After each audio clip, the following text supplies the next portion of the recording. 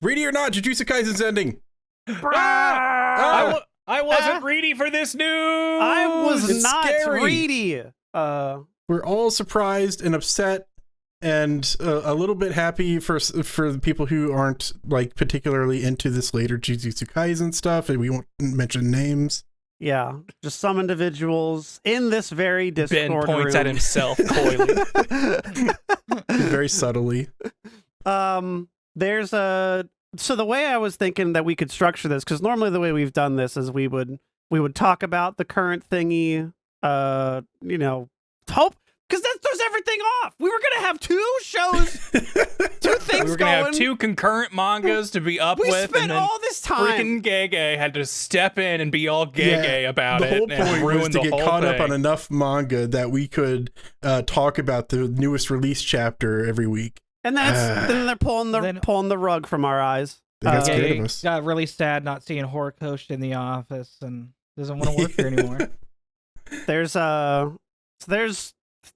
lot to cover still that I do want to go through, and we've typically spent, I think, about 2-ish hours catching us up to a certain arc or something. But if we're getting to current today. I'm making that guarantee right now. I absolutely think that's possible. I think this is the least number of chapters we've had to go to hit a goal point that we've set. And also, like, a vast majority of this is combat, where it's just going to be a lot of us going, that looked really cool when that happened, but not a whole lot to talk about. Yeah, wasn't and that as a neat bonus, fight? I am in control, and I will be skipping a large majority of it because I hate Jujutsu Kaisen, as we've all learned. As we've established from very early on. I hope you guys have picked that up by now.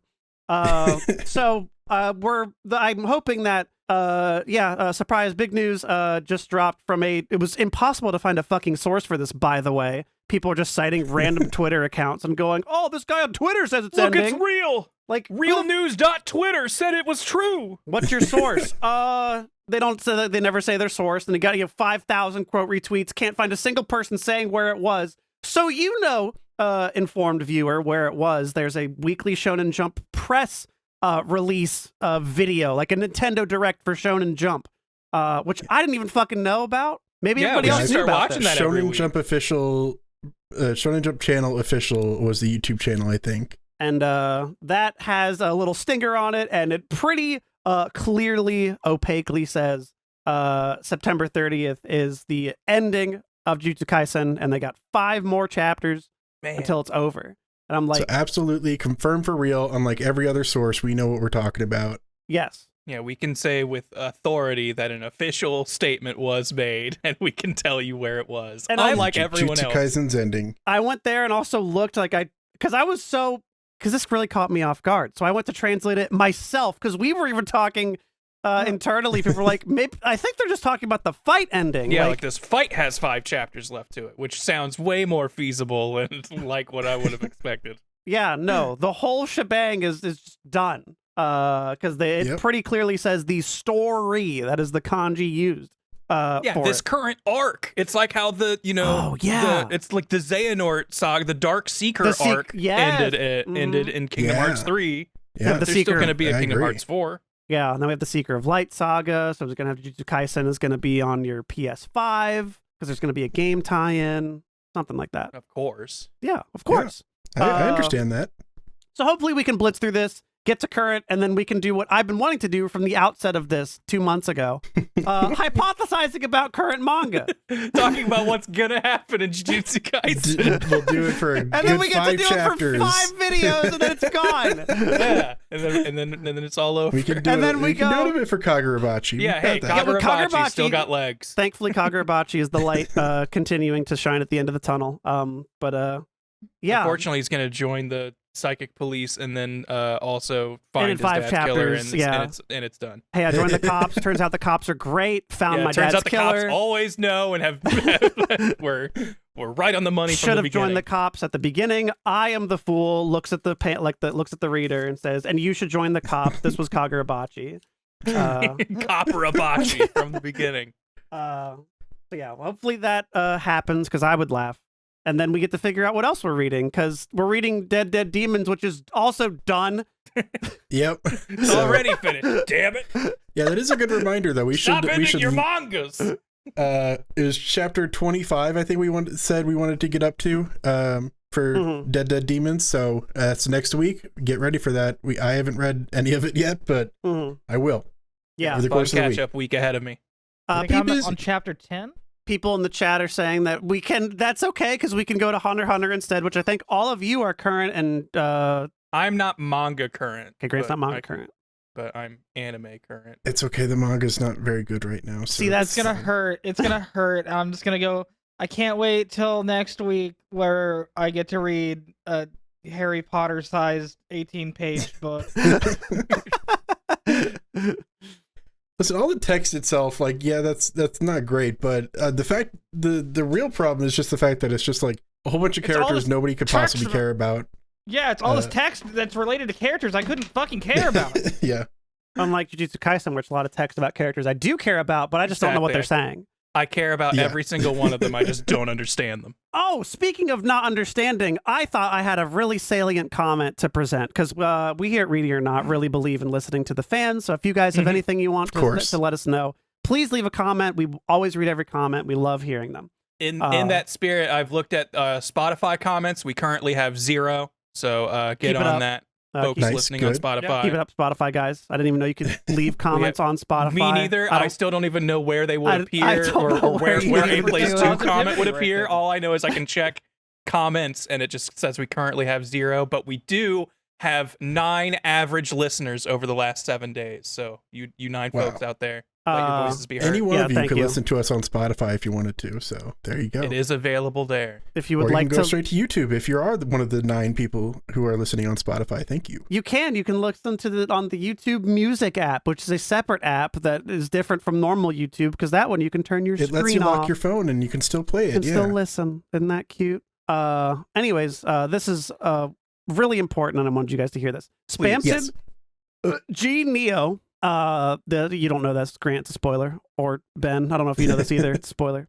I know it. Okay. Then why? Commenting on Jujutsu Kaisen, our last video, by the way. Then why are you even reading any of this without understanding anything that is happening or any of the mechanics involved? You are basically the equivalent of a 5-year-old that likes all the pretty drawings. Okay.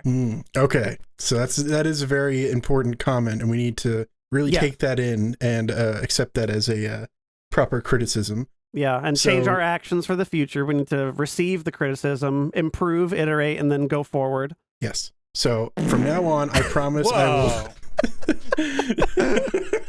Thank you. Sorry, guys. I couldn't hold that in anymore. Thought we got it all out before the podcast. Chicken is cutting right through me. Yeah.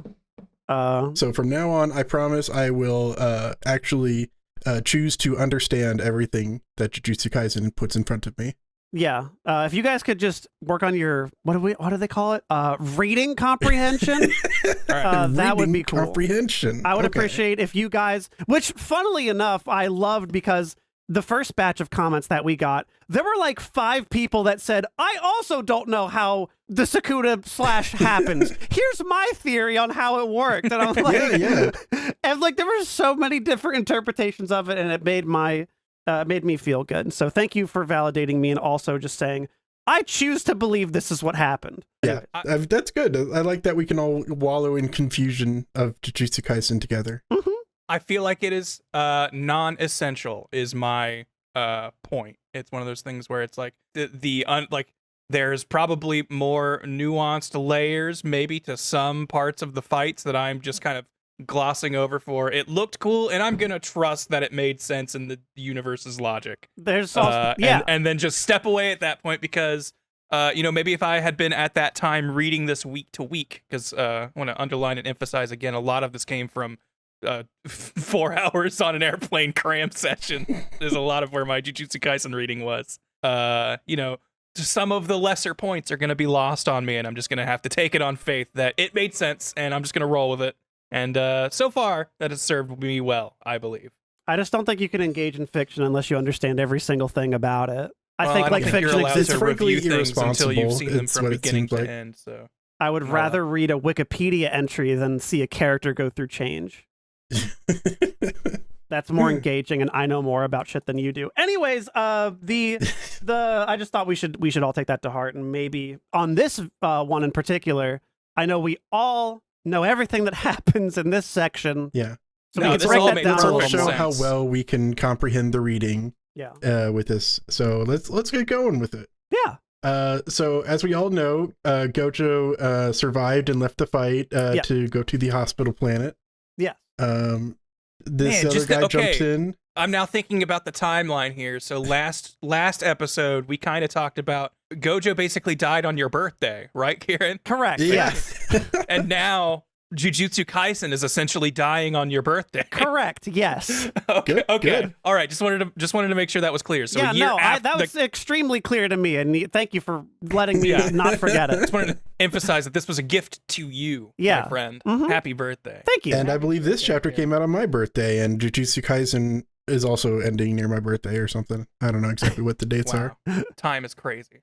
It's like ending 2 days before my birthday. That's an early Oh, birthday you might present. actually Yeah. be closer then. Yeah. When's your So let's birthday? all celebrate. October 1st. Oh, okay. Oh, then yeah, you're right on it. Then technically, yeah, because mine will be like almost a week Yours after. will be like a week. Yeah. before whatever. That's how numbers are. Sorry, you know what? In my brain, beginning of October and end of September, worlds apart. they are. There's a It's big true. gap there between fallen leaves and scary pumpkins. Yeah. And once it's October, that's officially Christmas season too. That's just Yes, very. Yeah, A it's huge kind of change a in the melding calendar. of holidays, really. But we've got so this is one of the fights that hasn't resolved yet, right? This is- Yeah, this fight started a year ago, and I don't think we've checked back in. We have not.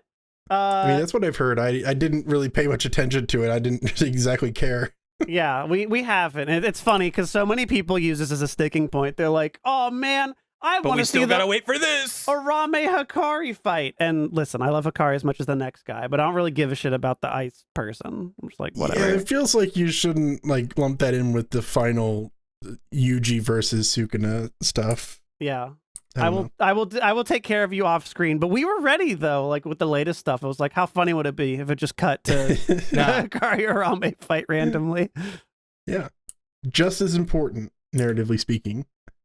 I viewed it as existing as giving us something to cut away to when we had something dramatic, and we just never needed to. And here, in this chapter, we got what's it, Kashimo, I think is their name, lightning person. Yeah, lightning person. Yeah, lightning The person. Kashimo, yeah. Who was The a last revived sorcerer or whatever. yeah, they were like a reincarnated sorcerer person. And they like kind of have a little flashback scene with Sukuna, which we get a little more about Sukuna's backstory with them, but like barely. It's not really a Yeah. flashback scene. It's one of those T scenes Like one of those old panels. Yeah. where like this isn't really happening. It's in their mind. Yeah. So I wanted to point out something real quick. Yes. Sukuna's saying here, like, something about his past. He was like a creepy kid. That's the quote here. But I bet I was a creepy kid. This is one of the things that was pointed out specifically as a bad translation. And so I decided to look up what the fan translation for this was. And the concern for this is just mostly the way Sukuna speaks. If you read the Japanese, apparently he speaks very eloquently and like old-timey Japanese because he, lived so long ago. So it's really weird that he was, I bet I was a creepy kid, when in the fan translation, I was born a cursed, unwanted little wretch, that much I can say. So it's like, it's just another example of kind of a weird translation. Maybe losing a little bit of characterization. Yeah, I think so. And I think I will give John Weary, the translator, a bit of credit at the very end of today's episode. So watch out for that. That'll be nice. First prop. Hold on to your hats. But this is where he sticks a knife into his head and gets to turn into his final form, right? I don't know exactly how that works, but Is that here? I don't remember. yeah, because he sticks the knife into his head. No, it's not a. Oh, he's not sticking. It's not a knife, it's a One little side thingy. has a Or one whatever side it has did to his head. one side has a spike. The other side doesn't. He was just putting it on his head. Okay, well, I don't know how it works then. Maybe I had a bit of trouble comprehending the reading, but once he's done with all that, whatever But it is. after placing the thing to his head, be it the blade or the end of the hilt, whatever it is. Yeah. one of these is a magnetic. It's a magnetic dipole, and one of them converts cursed energy from every Wendy's order gotten wrong. Okay, why don't you guys learn this shit?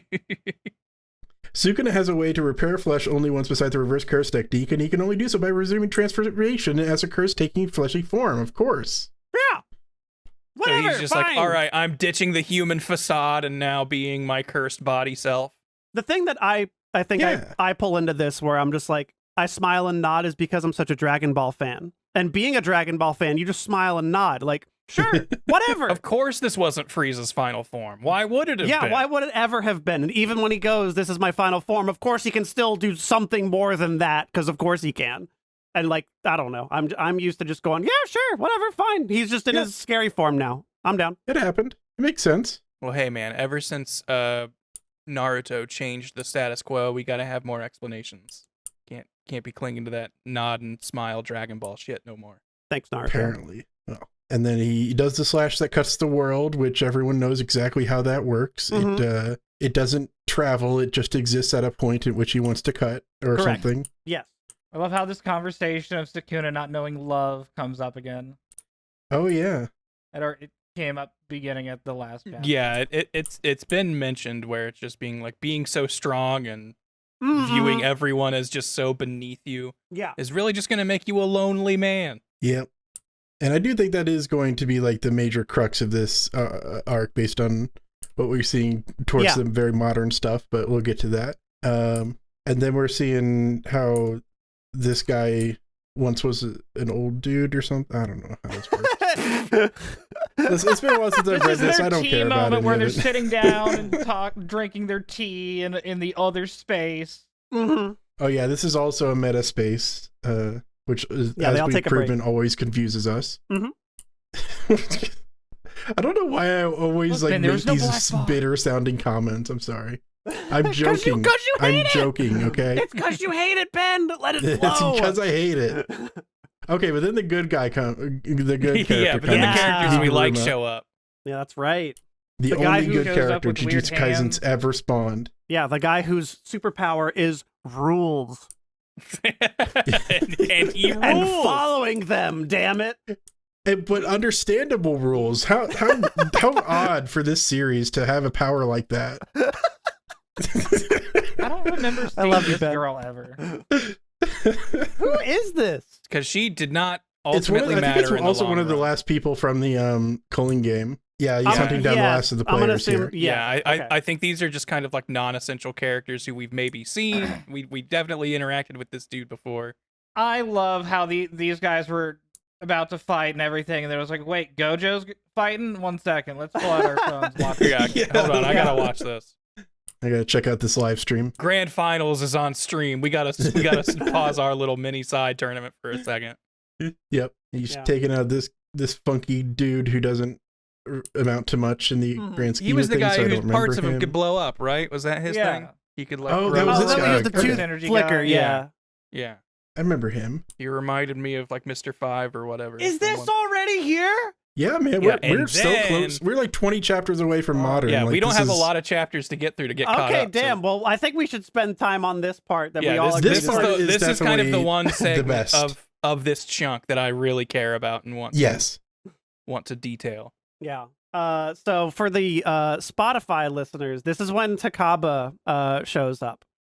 Who was the comedy man. Comedy man. Bit of a little joke. Nobody thought he was like real. And then Kenjaku's out in the woods and it's like, oh shit, who is this guy? Whatever, I can just kill him easily. And then he tries to kill him and then he's just like, oh, like nothing worked on him. And then this is the beginning of, I think, I'm not going to say the best fight in the series, but it's up there. It's the best fight in the series. It's my second favorite fight in the series. I like the law fight more. Far and away the most unique. Yeah. Yeah. No, I absolutely love how this went down. I'm so glad it was such a departure from the regular fight battles that we see. Good old Did y'all see the promo for this fight for the volume 27? They did like a live action guy in the suit like coming into a school, right? Yeah, here I got the link for it. Yeah, send it to me. I'll put it up. Put it in our chat. Hopefully that captures the audio when you pull it up. Maybe not. The visuals are enough. You have it muted, so. Oh yeah. Okay, well it's got subtitles. Yeah. You can see part of it. Yeah. You gotta zoom out like a ton.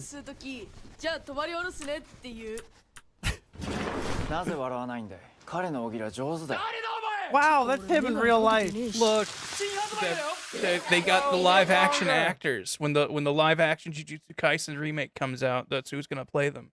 Why Go don't back you to the beginning of it real quick? Can you go to that shot of him? I did not realize till this that he was half naked. Yeah. My reading, because apparently they talk about his junk being out or something. Yeah, they say mentioned that, and there's like one word bubble that mentions it. Yeah, like it is not really covered. It's like half out is what they say. Your junk is half out. I didn't put that together either based on the art. Yeah. Yeah. The way he draws bodies, it does look like because it looks like he's got a collar skin half tight the time or bodysuit. something. Yeah, he's got a little bodysuit is what I thought. Yeah. Like the I opposite mean, he does of have what a full happened to collar. me. That's how the suit stays up, but yeah. It's like the opposite of what happened to me with Mount Lady and My Hero. I always assumed she was naked from screenshots for a long time. That's fair. But yeah, it's a great suit. I love it. No critiques. Here's they're playing their fight and they're saying Comedy Man's got this. He's pretty cool. His curse technique is ... No one tell him his technique because it could be detrimental to how it works. Yeah, I have to wonder if like half of the panels throughout this entire fight are references to things, and I wish I knew more things. I think so. Just I know there's at least Japanese a Yu-Gi-Oh comedy reference. classics. Yeah, the Yu-Gi-Oh one is the one that I know of. Yeah. Oh, hey, yeah, speaking right of, there it is. Speaking of, of, it was right at the beginning. Okay. Now I think about All it, he's like the one sorcerer who doesn't have the I explain my powers and I get stronger from it. Because I mean, he might, but it's just better. him knowing his power alone is. It's too detrimental for them to learn the power. It's a better trade-off to not tell. He might get a sure hit, but he can keep them on their toes if they don't know what's happening. Okay. So I'm gonna pull up a thingy here really quick. Yep. Because this is one example of when I first learned that this sub isn't very well. This was when you lost faith in the official translation. Yeah. Which I posted it in Common Mouth, and I'm gonna post it up here. I could put it in my thing if it makes it easier. Drag this in here, and it's gonna be out of the thing, and don't worry about it. Oh, where'd it disappear? It'll work. Where'd it go? Okay, there. Nope, it disappears every time I drag it. There for a second. Okay, well, all right, I'm just gonna put it up on my screen. Hang on. Okay, every time I touch it, it disappears. So Ben, you gotta bring it up, and then you gotta have it. Okay, here we go. Zoom out a little bit. Thank you. So here's a fan scanlation. The fanlation. So in this moment, if you know anything about Yu-Gi-Oh, this is where Pegasus gives a kid who's fighting Bandit Keith, who has that iconic American flag bandana, is fighting some child, or fighting Pegasus in the grand finals, and Pegasus is like, whatever, you can't beat me, like even a kid could kill you. And then does this whole little, it's a classic moment, everybody knows this one if you know Yu-Gi-Oh. And so right here, Takaba is being Pegasus. It's literally like saying the line. Yes, it's literally saying the line before, I'm gonna, whatever, like a kid could beat you. Like that whole lead up to it. And then now, Kenjaku has the Bandit Keith bandana spawned on him. And so that's what this bit is. Like, this is why it's Bandit Keith. This is why it's the Bandit Keith headband. Because he said the line. The line of Pegasus versus Bandit Keith. Then we get over here in the official one. Heh, long-haired boy. You just activated my trap card. And then now Kenjaku's just wearing the Bandit Keith hat for no reason. So is it supposed to be like Yu-Gi-Oh! Like, okay, I'm trying to think of like the logic here. Was it like the activated my trap card obviously is like this is the Cliff Notes, people who don't know Yu-Gi-Oh! Are going to get this now way of phrasing it is the way I say it. And then the long-haired boy, is that supposed to be like the dubism, the Yugi boy thing? The Yugi boy, the Kaiba boy. This is supposed to clue you into, he is acting as Pegasus. And get it? He's but Pegasus, he's saying the wrong line. But he's saying the wrong fucking line, and then just for no reason, Kenjaku has the Bandit Keith headband.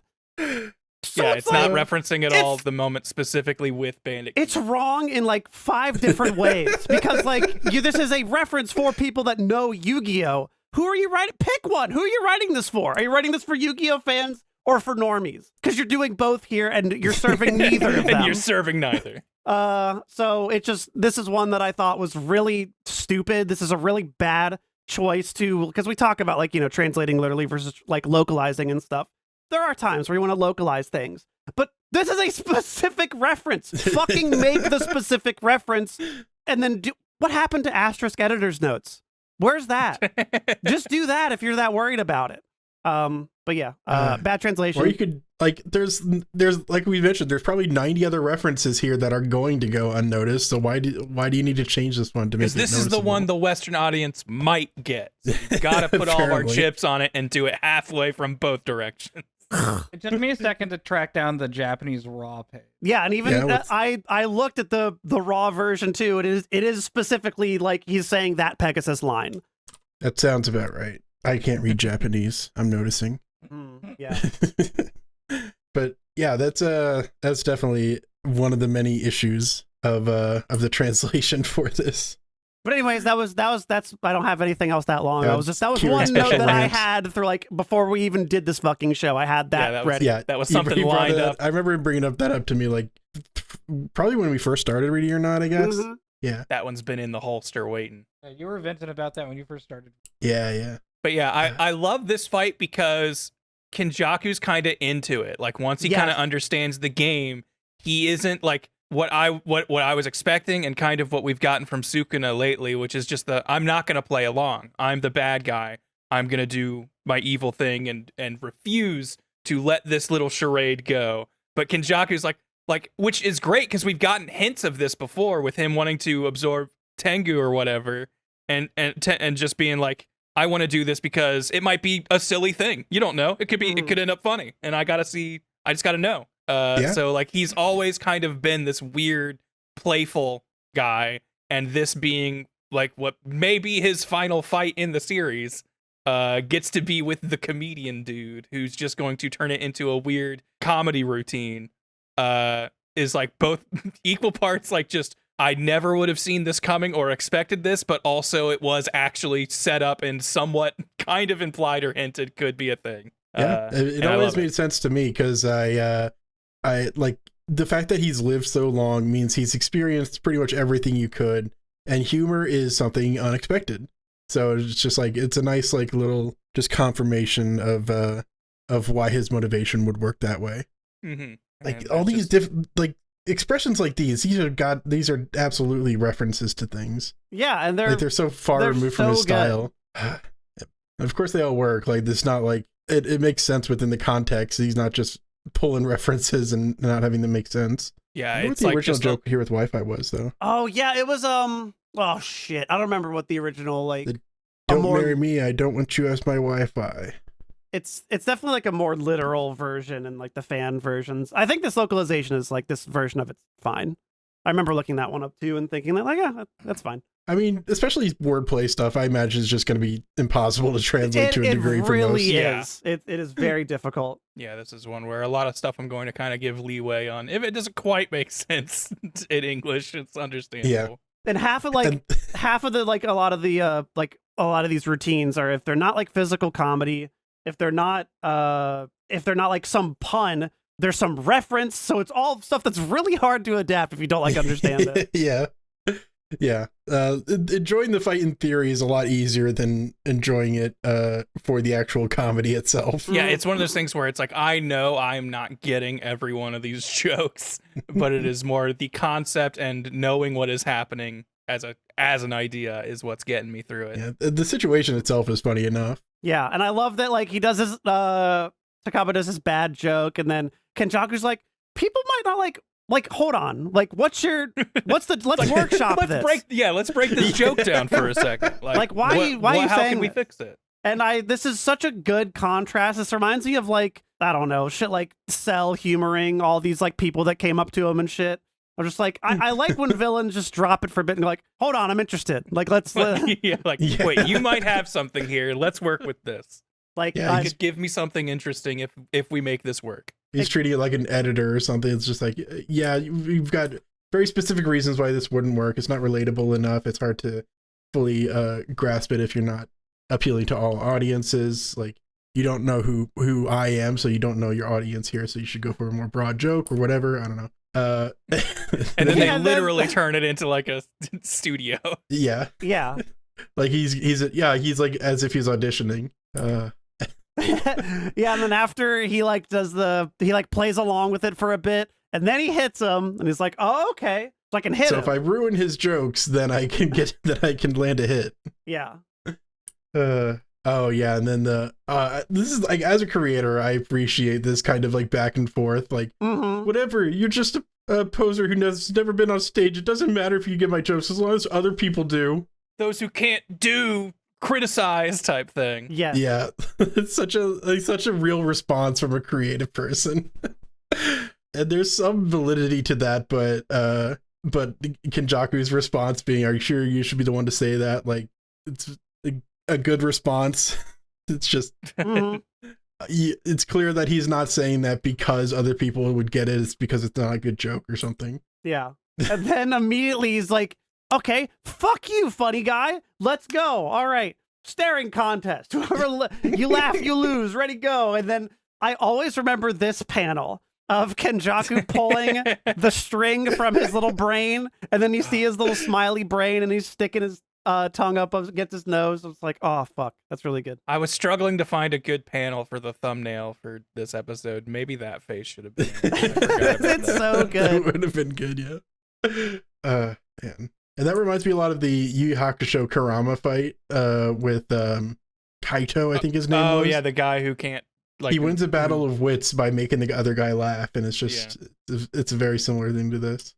By just yelling "Bah!" Yeah, and making a silly face. And then I love his Takaba's like, he got hit again because he laughed. I was like, oh no, is this random amateur funnier than me? Is this 1,000-year-old sorcerer funnier than me? Like, no, I am funny. I'm so funny. And then just seeing the random dead people that he's killed, it's like, come on, I'm right. Let's laugh. Let's have a good old time. And he's like, oh shit, like this is a crazy killer guy at all. And then we get his tragic flashback.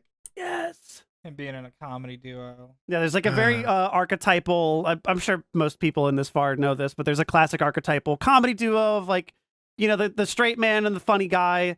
But like even more so in Japan, that is like, and there's so many routines. It's a 2-man comedy routine, right? Yeah, like, and it's like that's like a fucking genre. everywhere. Yeah, it's its own form of like stand up. Imagine like because I don't know, we don't really have something like this. We have like here. comedians, and then we got like prop comics and stuff. But like duo comedians really aren't as much a thing in the West. It feels like I guess we got Penn and Teller, but they're magicians. Yeah, like Penn and Teller's kind of the closest thing. But imagine like half of the entire comedy industry is this act. Yeah. They're talking about whether or not to take comedy seriously, which is always a very interesting debate. I feel like this is arguments we've had while writing abridged things before. This all hits a little close to home. Yeah, a lot of us, I think all of us have written some form of comedy in the past, and we're just like, how seriously are we supposed to take this? He's going back to the roots of why did he ever become an entertainer? He's wearing the funny costumes. Oh, thank you. Blastotron in the chat had it. Yes, Manzai is the name. Oh, okay, style. yeah. Thank you. I couldn't remember what it's called. But poor Takaba just kind of feeling like he was alone in the comedy world. Yeah, he could make friends. He's personable. People like him as a dude, but like his passion is like doing comedy, and he's very serious about it. And being unable to find somebody that can really match up to what he wants to do.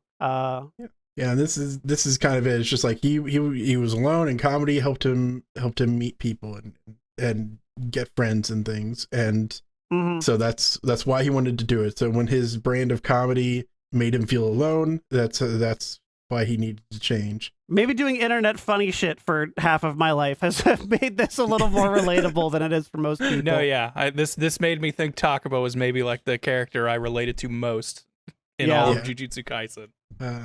We've all been there. Because you're like, why do I want to be funny? And then just the many things that flow out of that thought. And that's why sometimes you can take this silly stuff seriously. And then he gave up on comedy because he was afraid of getting hurt by criticisms, which I never would be, but I can relate to this sentiment. Very true. Would never happen to anybody here. And I realize that because I have great reading comprehension, in case anyone was curious. Oh, okay, yeah. You don't think about any sort of criticism at all in any way, shape, or form. Ben, that was so good. Yeah. I want you to know that I appreciate that. That was a slam dunk. Okay, thank you. I'm glad that joke worked. Yes, that was great. And then the golden ratio bow. The perfect bow. It's just like I know we're kind of glossing over some of this shit, but there's just so much stupid shit that happens in this fight that I deeply appreciate. Like there's just so That's many one little. of the jokes. No, this whole fight is just very visual, funny. so I just be it pointing works. at this panel and going, "That was cool. That was funny. That was funny." Yeah. And it really is just a lot of that for this. But there's a lot of really good at like the core of what I enjoy about the dynamics of Jujutsu Kaisen in this fight. That's like, Yeah. no, you have a dynamic power system. I have to force you to engage on a vector that is different than I punch harder. I love seeing stories explore that more. And this is, I think, Ben loved the judge fight. I mean, we all loved the judge fight. The judge fight was good. And then this one here is another great example of like kind of what I wanted to see more of from this series as a whole. And I'm so happy that it is this good. It really is great. Yeah. Yeah. And of course a good character moment too, because he's just like saying, you know what, I respect your opinion for this and I want to make you laugh. And he's apologizing for not giving him that courtesy of wanting to try to make him laugh and dismissing him just because he didn't. I'm sorry, just because you're a little serial killer, man. Yeah, it's short-sighted for a comedian to go, "You're not gonna laugh at my joke, so I'm not gonna try." Yeah. And he's like, and that was foolish of me to do. But it's just a very good character moment. It wasn't it's not really much about Kenjaku. I just like the just sure, like he wants to make the super murderer laugh. It's fine, but it's really just about him accepting that he needs to push himself harder rather than back away from criticism. Yeah. And yeah. Then Kenjaku tries to fight him for realsies again, basically. And then a bus comes. Truck-kun comes to kill, because that's just the whole isekai thing, right? Yeah. A truck always comes from out of frame to murder who's ever on screen. Yes. To send them to another world. And these next bunch of pages are all just little bits that they do back to back, super high JPM. Yeah.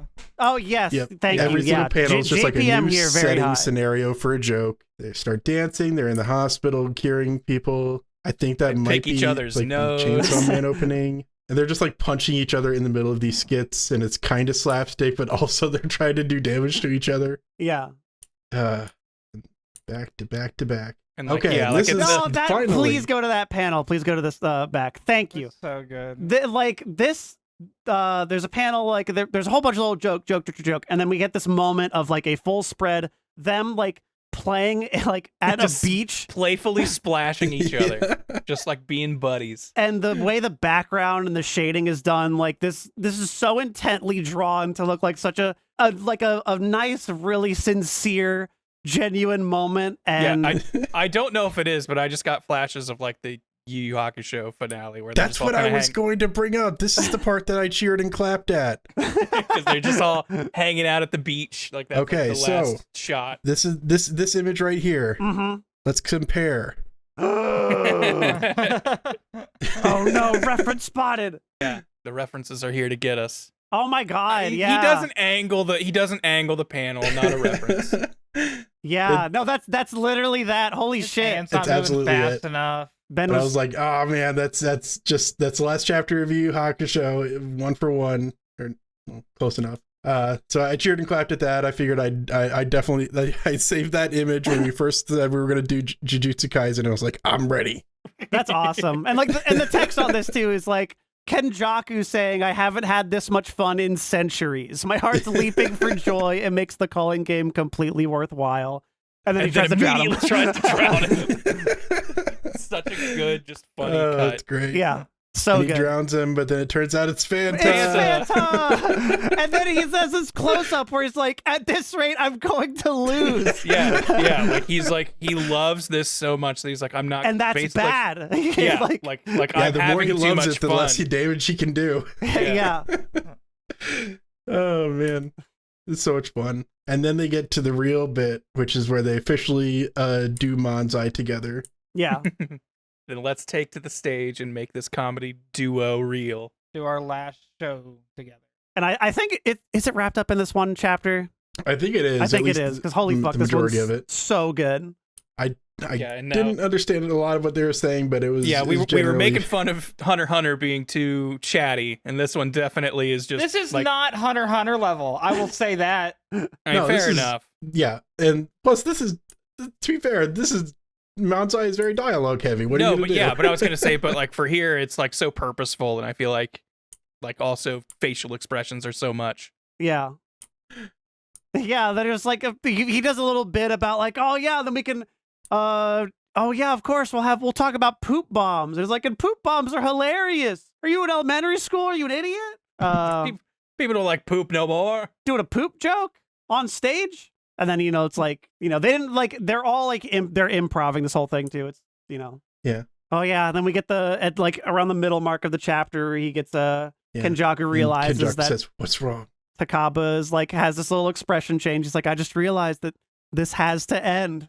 It's my dream performance. Yeah, your fans look at all the love how you anime look. girls out there. They don't know the first thing about comedy. Yeah, like Kenjaku's got little fangirls. They're like, oh, they like you, but they don't know anything. I've got my little fans here for comedy, and I want them to go away.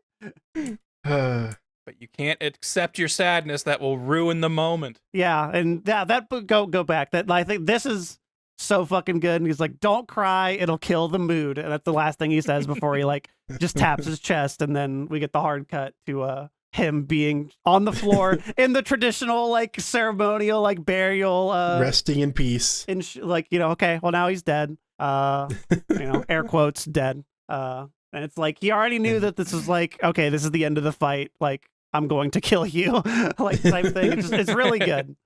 And then he says, Kenjaku says, "You cracked me up," with just a very genuine smile on his face, which is just, it's incredibly fascinating. And after such a heartfelt moment for like both of them, it's interesting just to see this humanity in the big bad guy that we've been following. Yeah. Yeah, like. But kind of before we started recording, I was just talking about like how I love that not only this got to happen, but like for a big chunk of the series, like Kenjaku seemed like maybe the big bad villain of the whole thing. Mm-hmm. Like this wasn't like we had a lackey gets the comedy fight. Like we gave it to a headliner villain, and like it clearly like had an effect on him. And I just think that's cool. This is like something that like.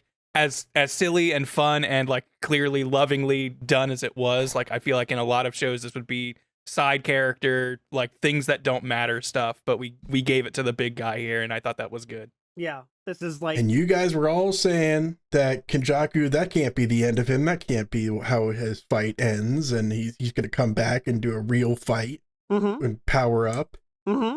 And it's going to happen. Yeah, and the third from the last chapter, he's going to come back and it will, and then he's going to die right away again, and that'll be satisfying. Unlike this one.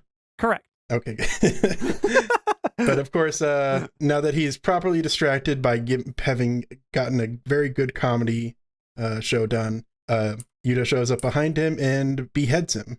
So they're both laying together in this really nice, like there's a really like oddly peaceful moment. Of them laying down like next to each other with Kenjaku's head like staring at Takaba's like being dead, and it's like, oh, I get it. I didn't want an interruption. It's like it was cute because he was like, oh, I didn't notice that Yuta was there because I was having too much fun. Yeah, like I was caught up in the moment. Yeah, I wonder where the translation lies on that one, because PCB has it like you didn't want anybody to interrupt the show. The subject might be implied there, just the way Japanese works. So they probably just said interruption no is like probably what was said, and then you have to infer either he or either one of them didn't want to be interrupted. But I haven't read it. It's clear based on the context. It's like, okay, I could have noticed Okotsu coming up behind me because he had so much energy, but I didn't because I didn't want the show to be interrupted. That does seem to be the idea. I get the idea that it's Kenjaku who was having too much fun. Yeah.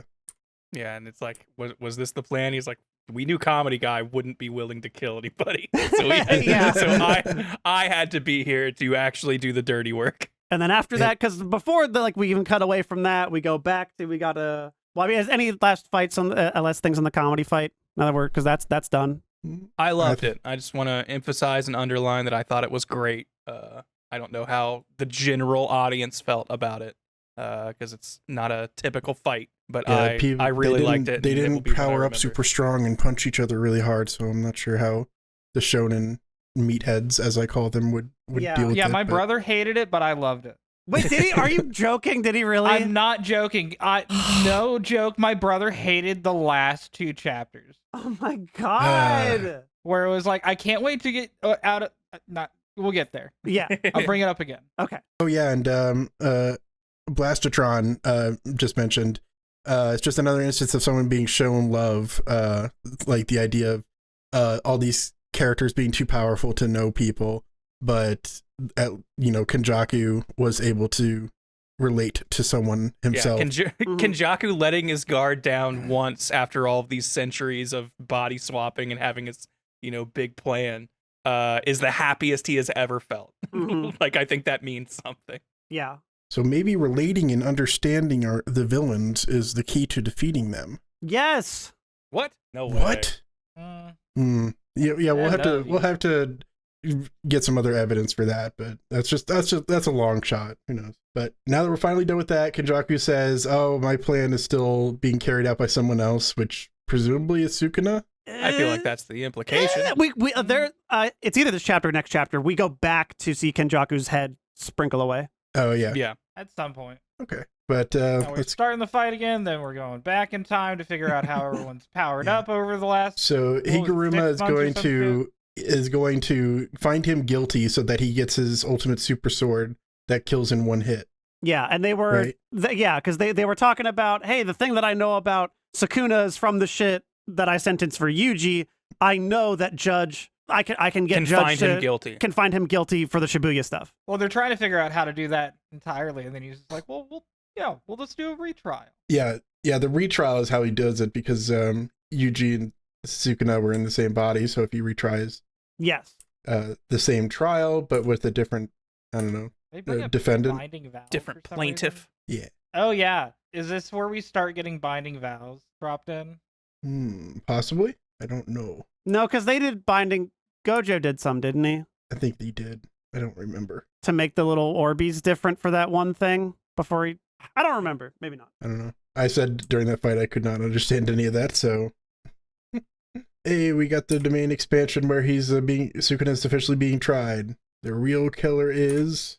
Who could it be? Who's the real killer? We get this fight. Oh, I didn't realize we got some more of this. I forgot. It's not a whole lot. We're scrolling through the comic again, and it's just like,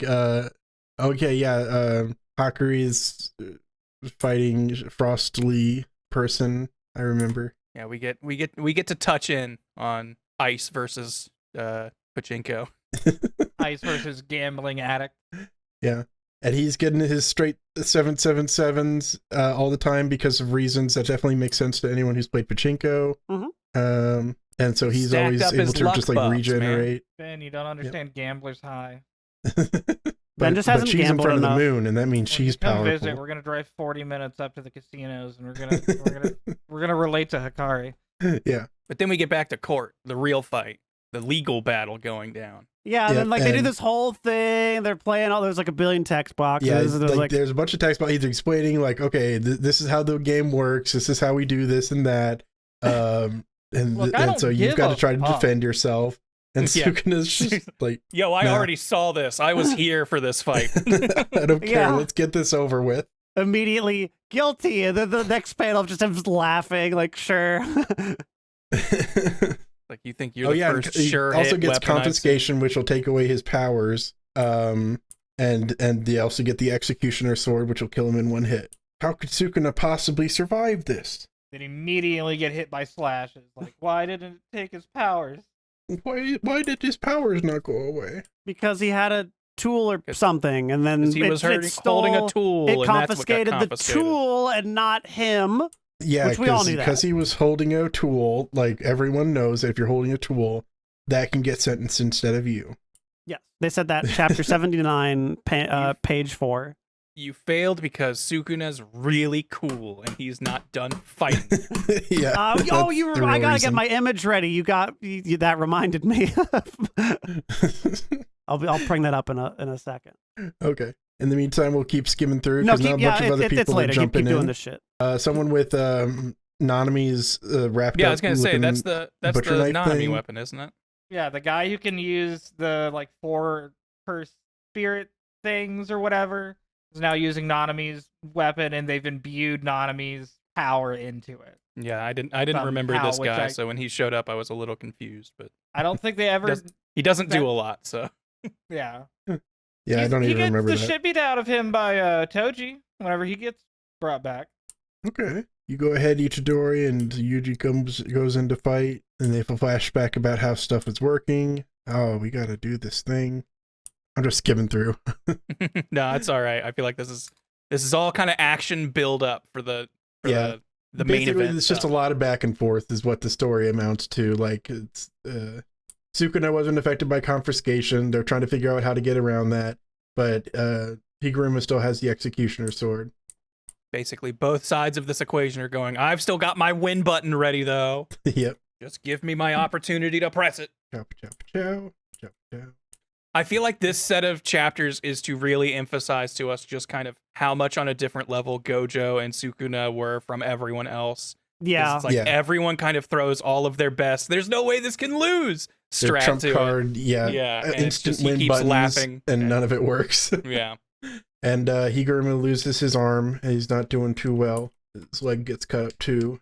We basically just get that's right. This is like when Higuruma basically gets like if you had trained, you would have been the best sorcerer ever. Yeah, because they really build him up here where they're like your proficiency for shit is like on the level of Gojo, which they say about everybody they want to hype up. But you could have been big shit, dog. Oh man. And then But he gets does Sukuna's get to arm. Naturally he gifted cuts and his a hand genius. and does hit him. But then he like immediately cuts his hand off. All right, Yeah. you killed my hand. Good job. Yeah, and it's like, oh, he cut his hand. He was so fast that his hand was already cut by the time he stabbed it.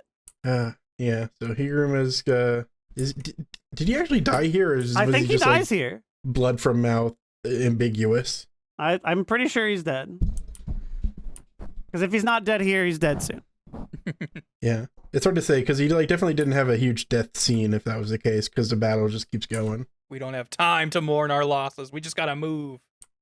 Oh, he might not be dead. I forgot that they picked him up. The two, Yeah, they did. the teleporty kid who works with Big Axe Lady, her brother or something. Yeah, Yeah, her little the- brother. The weirdo siblings. Wee Wee. Mei? It's just, one of them is named Wee Wee, I think. Are you sure they're not just saying yes in French? Oh, they might be. And then Yeah. another twist to the game is that the Fushiguro, or meaning Sukuna, is now allowed to start the merger of humankind. So that is the fail state rearing its head again. Yeah. So if they don't kill him, the merger still happens. But We've set Sukuna's up nice. He says he's impossible going to kill villain. all of them before he does that.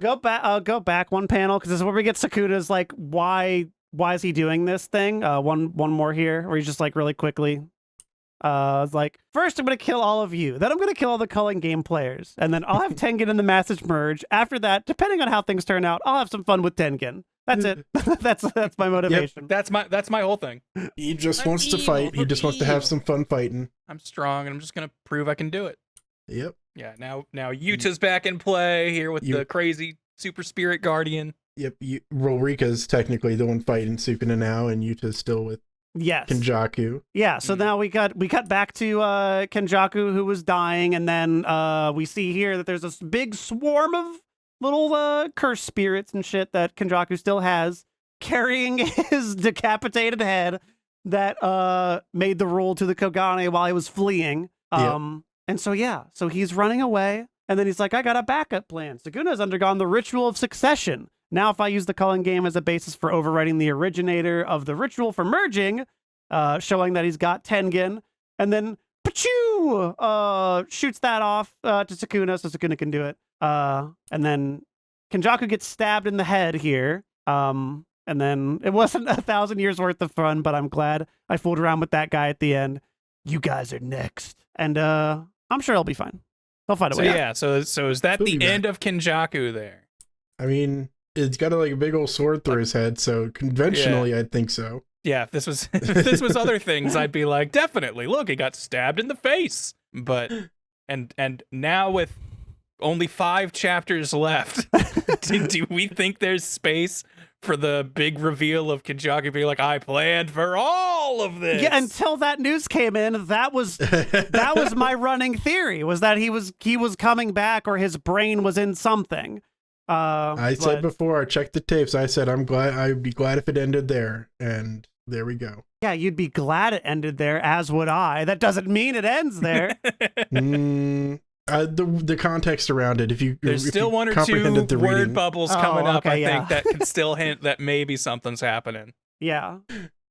And so now Yuta's fighting or something. I don't know. Yeah, Yuta's fighting Sukuna, and then with this authentic mutual love. Authentic mutual love. And then we get Sukuna using hollow wicker basket. Yes. Which we find out why he's big and fancy. He gets 4 arms and 2 mouths, so he can do hand signs and so he can simultaneously jack off 4 dicks and suck 4 cocks. Yep. Every man's dream. He's achieved it no one else could. But yeah, basically he gets 2 sets of what every sorcerer needs to cast their spells. And Yuta gets his cool fun little shit with it. Because I also thought Yuta's domain was gonna do a lot of legwork here, with Yuta's domain being I have a copy. I don't know if they're revealing it now, but Yuta's domain thing is he's got a bunch of swords and all this shit, and everything he's ever used is in this domain. Every ability he's ever had, everything that he's ever used, he's got another, at least one use of it in a sword somewhere in this domain. This domain is just a field of swords, and so he's just picking up and using all of them. My big copy workshop. I thought that was cool. That's a very fun power set.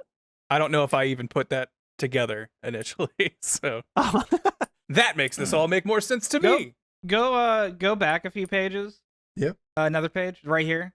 Someone pointed out that the pose that Sukuna's doing is copied from the anime. Some Sakuga moment that they had, so we felt very inspired to take it. I'm gonna do it here. Yes, against the Jogo, right? Against either that or Maharaga, but yeah, one of those. So he's, for context for just listeners, his right hand is outstretched and his fingers are in a big wavy motion, and his left hand is on his right bicep. I don't know how else to describe it. It's just it's a wildly foreshortened kind of shot. So look out for that. Oh yes, and Dragoon is right. The Unlimited Blade Works homage, which is if you know anything about Fate, that is the meme I'm sure you know at least a bit of, is the big field of swords. I summon a billion swords, and bone of my sword. The bone of my sword, blah blah blah. And considering domains are like reality marbles. Yes, it's very obvious. It's cool having your secondary protagonist having that thing there. It's very, very clearly inspired by it. Yeah. They fighting, they talking, they thinking a lot about how things work. And then surprise! I also stole your technique. Yuta cuts him with his own technique. Yo, you know how you had 19 fingers? You know where that last one is?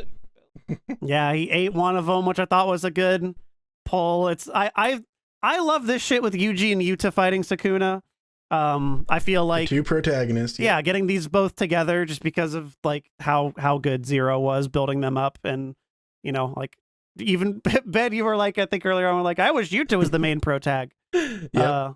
Because I think there's still plenty more coming with good Yuta shit, but this is the beginning of hey, Yuta's a big player again, and I'm just happy to see him being cool. Yeah, and it's ripping open.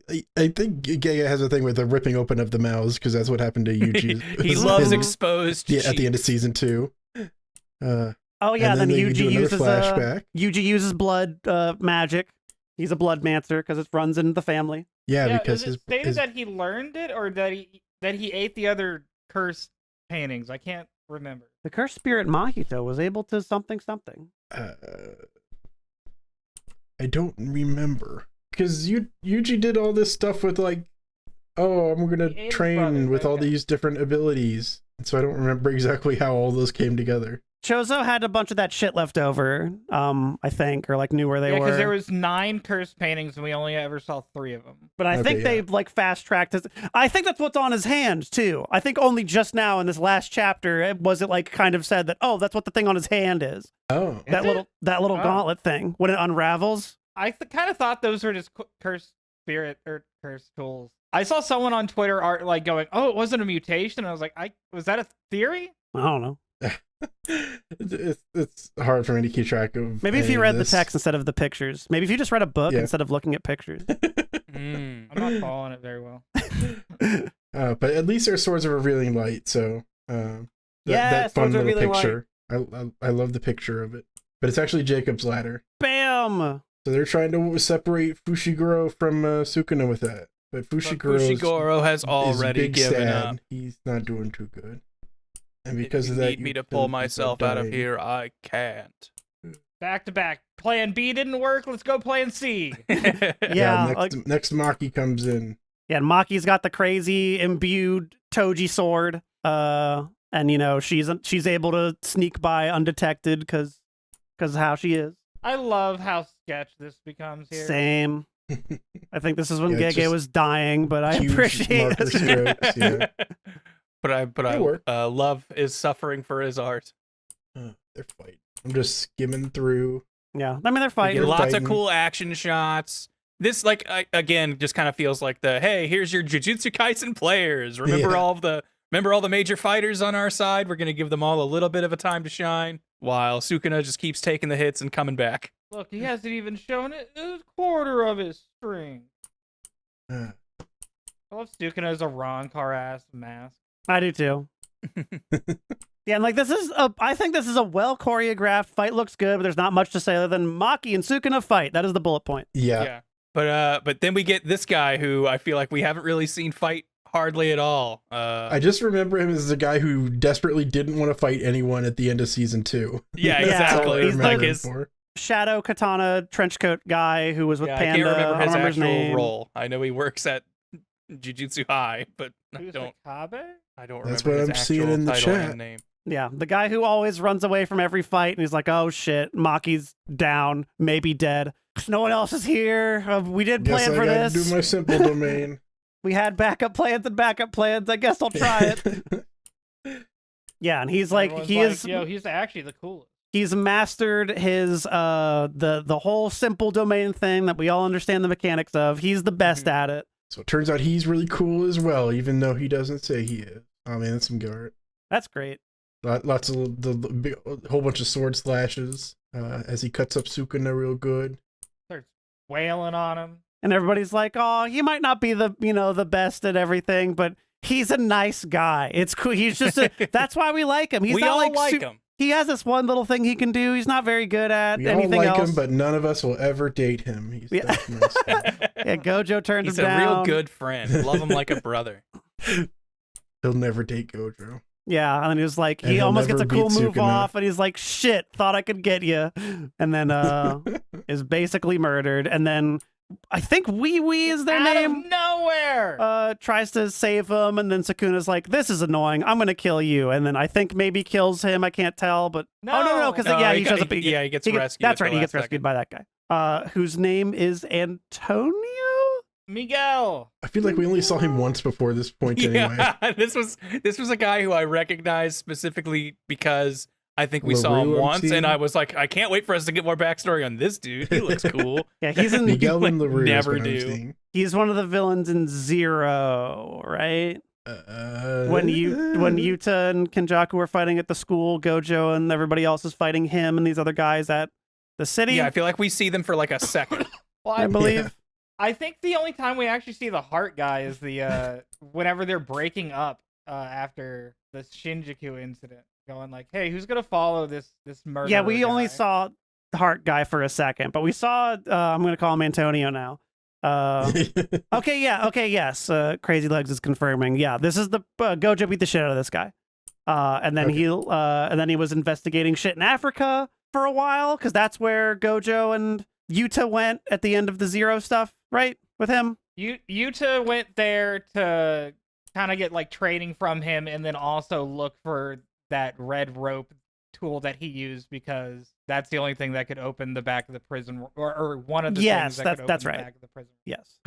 So we got those guys fighting now. Everyone's just tagging in. I love that shot. That panel, one more page back. That one in the middle. Just bam! The beat he keeps with his body drives away curses, strengthening his physical abilities. So he just like has to keep a rhythm, basically. That's fun. Yeah, he just buffs and debuffs people. Yeah, he's the bard. He's the little bard. That's the only reason Gojo beat him, because he was the bard. Yep. And then everybody's coming together. We can finally get one in. Yeah, let's hit him. Bam! And then Sukuna uses a black flash on the other guy. And it's like, sorry. Because Sukuna's so cool. Yeah. Sukuna's too cool. He can't lose to these freaking Hold side on, characters. Ben. Impossible. Reading comprehension.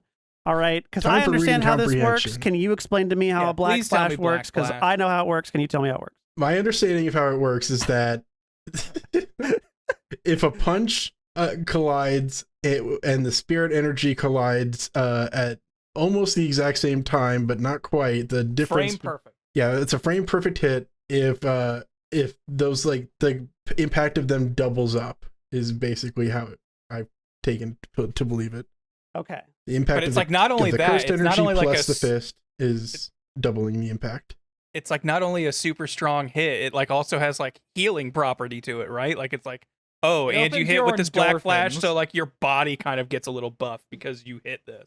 He really likes parries, and parries Yes. in Street Fighter give you meter, so he's trying to find a way to make that make sense. Okay, that makes a lot more sense if you just say it This like is that. what I wish he just yeah, said that's- half the yeah. time, because then I would get it. Well, it's annoying because they will say things like it's like a buff in a video game, but it's like no, it's more specifically like getting meter on a counter, and it's like perfect.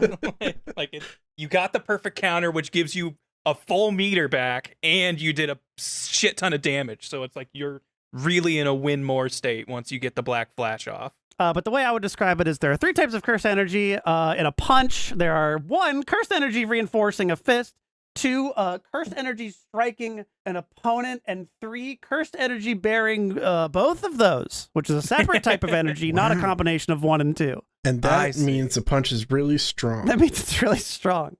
And then you go to the next panel. And if you recall, just to make sure, Gojo can't do it because he has the 6 eyes. That's not a translation issue. Yeah. Timing isn't the only thing. Blending these 3 can also cause black flash to arise or not arise. Possibly. Even air temperature and humidity. Black flash is about space. Yeah, like the problem is there's just so many factors outside of your control that it's impossible for anyone to be able to do it consistently. Supposedly. I love like this is just a ceiling we're putting in my opinion, so we can have our characters break it. Yeah, the rules for my manga are they work when I want them to. I mean, but this Sukuna guy is on such a different level. They did say from the beginning, like, Nanami can like pull off maybe 2 or 3 on a good day, and that's about it. So this is just reiterating that fact for the pacing of it, to remind the reader that this is still supposed to be incredibly difficult to pull off. Yeah, I'm not saying this to disparage or as an insult, but I feel like it is really a thing put in to go, we are setting this limit so when we break it later, it's exciting and shocking. Yes, absolutely. Like, we're saying this is impossible to do, so when a character does it, we go, he can do the impossible. Yep. Oh, chat's saying that it's times 2.5 and some amount of seconds delay, to which I would say, if I don't see a health bar above them, the numbers don't matter. Yeah. Because you can just go, oh, It's all fake math. He used 5% of his 100% power, which equals out to about 6% of Sukuna's power, which is really about 100% power. Yep. Thank that you, all makes Grant. sense. All those numbers, the math works. Just trust us. So Sukuna does another black flash. He's just doing them all over the place. That's pretty cool. Yeah, and so it's just, we reminded you how black flashes work. So when you see like these 8 panels in a row of Sukuna hitting like, bam, black bam, flash, bam. you understand that this is really bad news for the good guys. Yep. But black flashes go both ways. Bam, Yeah, and now Yuji's good at landing it. the black flash because Yuji's good at that. Remember, he was really good at those. I remember that. Yeah, That was our said, protagonist Ben, is with also your little pretty sarcastic tone. That was said. I do remember that. Yeah. Probably. And now we finally got like the headliner fight, like other than Gojo Sukuna, Yuji Sukuna was also just like kind of like the most, we knew this had to happen eventually. We were saying how Sukuna was landing black flashes like every other panel. That was more like every 3 panels, we just exaggerated, but this is every page Yuji is landing a black flash. It's a black flash there. Bam, bam. 1 page in between, another black flash, 1 page, 2 page, go back there for because I don't. Is this the first time that we see him do this? Go back one more. Yuji has 2 techniques: integration of death painting wombs. 4 through 9 engraved blood manipulation on him in the awakened state gained from black flashes drawn out. Malevolent shrine, which was engraved on him because he had Sukuna's body for so long. So basically, he can now use his own version of Sukuna's powers, which is, I think, where that first gets established because that is going to come up more. Yeah. Like what the dismantle attack, right? Yeah, so Yuji, because Sukuna lived in him forever, Yuji picked up on it. That's the layman's explanation, right? And then and more black flashes, and more black flashes. He's cutting him, but he doesn't give up. Damn you, boy! He's being pretty cool. He gets another black flash. Sukuna is Yuji's uncle. Don't leave that out. When is that said? Yeah, what part is that said? Because that's just like out of nowhere. Was that at the beginning of the last chapter when they were... Was that this? Oh, that might be this. Yeah, so in the womb, he ate, as a baby, in the womb, he ate his twin, so that's why he has 2 mouths and 2 arms. And then his dad, I think, is actually the... His mate was my other half reincarnated and thus possessed the same soul. Yeah, so his dad was when Kenjaku brother was a lady and gave birth to Yuji, the person who got him pregnant was Sukuna's other soul. Okay. I'm just going to have to say, this seems like maybe I'm misinterpreting something. Maybe I'm not comprehending maybe the your reading well enough. Sucks. Is this not a huge ass pull? Or this? Someone tell me. No, someone prove me. You don't need to make all your. This. Yeah, you don't need to make your characters related for literally no reason. I don't know what this accomplishes. In one random flashback, I don't like. Maybe maybe the character of Sukuna is misinterpreting this. I don't know. No, this is because Ben, I agree with you 100%. It feels like a weird extra, like, we also needed to connect these characters. Mm-hmm. And I don't know if it was really necessary. I feel like they were connected by the entirety of the rest of the story, but okay. Yeah. Yeah, I don't know. Like, I welcome any comments, either Spotify or YouTube. Let us know if there's any precedence or justification for this. I think, like most things in this, it doesn't fucking matter. And it's just, it is fun particulars to be particulared, but in the grand scope of the story being told, I really don't think it matters. I guess so, but when it reaches this scale of just like, oh yeah, we'll just add this in 1 page with no, like at the very least, Gege tried to justify himself with 12 pages a chapter. For all the other weird power stuff. I think because, all right, if you want the real thing, I think Gege is insecure, period, about doing shit just because. I think there doesn't need to be a wiki entry. I think Gege loves TV tropes, loves fan wikis, loves all this like super duper fan nerd shit. And can't fathom, well, wait, why? You know, like, I think Gege watches like CinemaSins. So yes. Yeah, he's thinking in his head, oh, Yuji only has, like, the A plus B plus C power, but Sukuna, that only adds up to, like, 800, and Sukuna's, like, 900. How does Yuji fill that gap? Well, we've got to have an explanation for that. Yeah, and then, of course, the readers aren't going to understand it or appreciate it, or they want to put it on the wiki. My fans won't put it on the wiki. They're not going to understand just exactly how it's related, so I gotta have this whole thing that LOL, it's related because they're related. That's how. And it just feels like there's so many like things that are said in this way to add some, I don't know if he like considers this world building, but just like, oh yeah, like, and even people in this chat are arguing, no, it's not an exponent, it's a multiplier. Does it fucking matter? Who cares? Because it doesn't make us a lick of difference, guys. Like, the only thing that matters is the guy died because I said he died. I'm the writer, and now I say he died. And that's been this entire fight.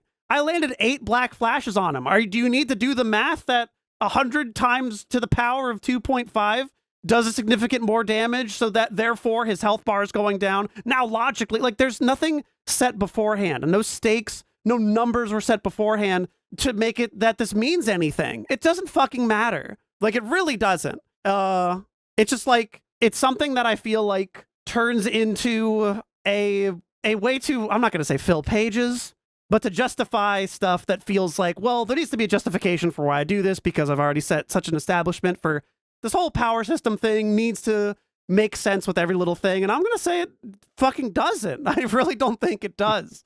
People just sometimes lose fights because things happen. Half the people don't even remember, like, could tell me a solid answer on why Sukuna's world slice even worked. So I feel like there's just a lot of things in this manga in particular that just like, well, no, we gotta have a reason. And no, you don't. I'm gonna say you don't need a reason. I don't fucking care.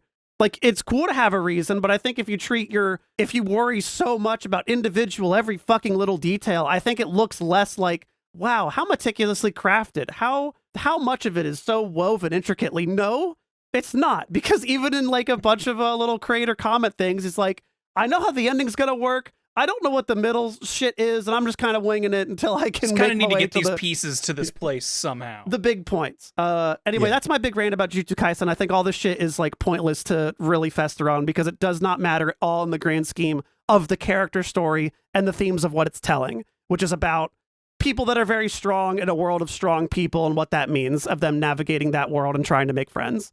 And like, I'm just mad they didn't explain the polar bears enough. That's what this is. If you guys were in the Lost fandom, you'd already have some experience with this. Like, not every fucking question needs to be answered. I don't really care. Why did that bird say Hurley? That's at least my takeaway from it, but I don't know. I admit that I absolutely agree. I think the solution, that's the main gripe I have with this. I keep saying it's like, oh, it's all over explained and it's hard to understand and stuff. And the root of it is definitely just the fact that he feels the need to explain it in the first place, when it really is just two super powerful guys fighting, and it doesn't need to be over explained. And when you have that many words on a page, there's bound to be some confusion and not the clarification you were hoping for. That's at least my big takeaway from this series. That I don't really care, and I don't think it's a problem. Yeah, like I completely forgot that this like little explanation happened, and it's one of those things where it's like, I don't really care, but it's like, ultimately I feel like it makes it feel lesser by putting it in than more. Yeah. So it's like it's an unnecessary addition and doesn't make me feel more, enthralled by the universe to be like, oh, they were kind of related, maybe sort of in a magical sense all along. Like that, I don't need to find out that the Nine Tails was actually Naruto's grandpa or whatever. Like, that's not going to make their relationship more interesting to me. Yeah. Yeah, exactly. I completely agree with you. And I don't think knowing this changes my enjoyment of any of the shit that happens now at all. But yeah, I'm also going to say it doesn't make me think like, now it's ruined because they've done this. Like, it's it's just okay, that's a weird thing that you can throw in and make a thing, I guess. I still think this fight going on is real cool. That's at least where I stand on it, but I'm not saying that the way I look at it is the only correct way, but I don't know. That's at least how I like, when you say it's an ass pull, I see it as that, where it just seems like really wants to cross T's and dot I's. That's kind of been this entire series, but this, at a point I just kind of glaze over. It's like being in a fucking 3-hour lecture course. If you've been through college and been to lecture courses, at a point, if the presenter is bad, you glaze over. There are ways to teach things in a way that people can understand it, and I think throughout most of this, it has been just dump, and I phase the fuck out. I don't care. Yeah, but I still like the characters. Brevity is the soul of wit phrase is really applicable here. No? It just needs to be shortened. Yeah. Tyler, what do you think? Where do you land on this side? I think it's fun. I remember actually talking about it with Kieran earlier and thinking that it was a fun little, like, I like that in just one little thing they get it done with in a page instead of taking a whole chapter to go over it. Yeah, like I like that too. I feel like it has been very. It doesn't. It does make things There's a lot one. easier, yeah. It wasn't. We didn't have an entire flashback for this, but maybe that stands to like the importance of this to get it done in just one page, and you blink and you miss this really big revelation. I don't know whether that's for some people that could be a pro or a con, but. Honestly, when he was talking about it, I was kind of taking it as I don't know, maybe this is what happened. Like, that would explain it, but, it'd be weird. like, I don't even know if Sukuna's entirely sold on it. Just like, yeah, maybe the soul of my twin was his father at some point. I don't know, or could be. Anyway, get those curse items. So that's the explanation for why Yuji is equal to Sukuna. And I like that his cuts are little scissors, because that's more modern than just blades. Oh, okay. It develops based on the user's interpretation of what cutting means. Yeah. I didn't really read it that way, but I like that, because I'm not going to lie, the scissors randomly showed up, and I was like, what are the scissors? Yeah, I didn't know what those were either, but then once they revealed that he knew how to do cleave, I kind of tied those together. I might be wrong, but that was my thematic understanding. I think so. But hey, it doesn't matter. He gets another black flash on him. Yep. Black flashes continue. Yuji's still kicking ass, despite all the odds. Sukuna does his malevolent shrine again, it looks like. I don't remember him doing that, but he does, I guess. Another flashback. Yeah, because this is the big explosion. Yeah. Where he's just like, fuck this. What if I just literally level the playing field? And then they're all talking in a flashback. I don't remember what this flashback was. What other big revelation happened here? Was this the flashback that like explained like we're gonna do mental training and that's how he's gonna get good? Okay, yeah. So it's like Sukuna was in your body and you managed to get his powers. What if everyone else went into your body and you got all their powers too? That's what this explanation is, right? I think so, kind of. Like it's sort of like here's how we're going to. This is our hyperbolic time chamber, like how we're going to get way stronger without enough time. Answer is that we can just kind of do a like little soul swapping, and now you've gained all of our experiences kind of thing. Yep. So that's also how he's able to be equal with Sukuna. Yeah, it definitely is a lot of just like, it's fun, exciting ways to make you able to stand up to this unstoppable force for a little bit longer. Okay. More fighting. I'm just skimming a bit more now. We know that Yuji's fighting. He's doing fire attack. All this cool stuff. He's absorbing Yukuna's primordial essence in the womb. We know all that stuff. And then the best dude shows up, and then Todo arrives. Todo, that's his name. And the manga gets permission to be fun again. Yeah. And he lost his hand in season 2. He can't clap no more. But wait. He can still do stuff, probably. There's got to be a way for him to clap with just one hand. Of course. What if you revised Boogie Woogie with a Vibra-Slap? Being up to date and on Twitter when this chapter came out was awesome. This was the funnest shit. I feel like this was absolutely insane. And this is when I was current, and seeing this reveal, and Tyler's fucking sending me these shit posts and all this fucking memes and shit. Yeah. This is what I wanted from the outset of like having. It felt fun to be a part of a current shonen fandom again. Yeah. And seeing all the people just lose their fucking shit at these random ass reveals, because this is so fucking funny. And I feel like this is a great example of like, was this planned? Even I don't know, but I don't care. It's so fun. It's so good. Yeah. I'm just gonna start posting stuff in our chat. Oh yeah. But so the Vibra-Slap just lets him, like, for every time it goes it hits, he can switch. It is now another clap. So he can clap very quickly. Like a dozen times per second. And so they're recreating the fight from the end of season 2. They're just switching back and forth and getting Sukuna all mixed up.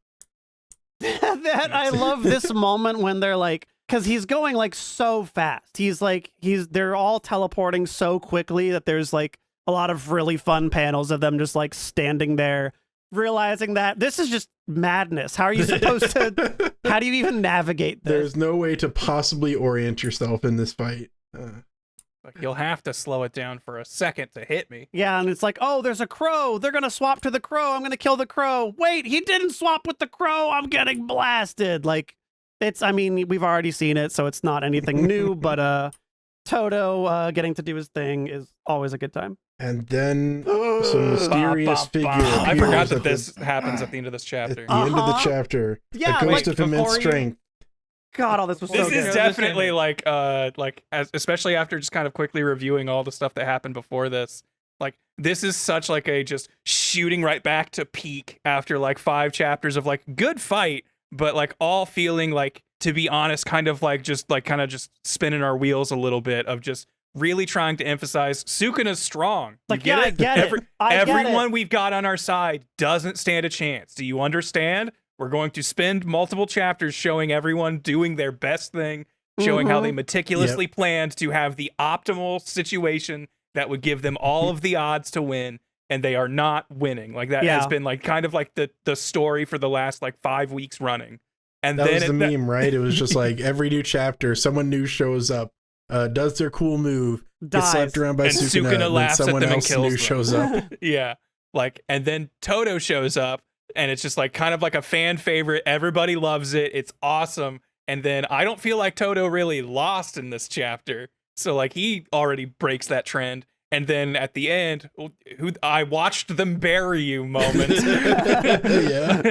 of like, this guy who's dead, is that freaking Gojo? And it was end not of obvious. chapter. Like, it wasn't said. Like, it was like, okay, like that has to be Gojo, right? But there were people talking like, is that Gojo? Real Like, quick, can you show the image in our chat? Oh yeah.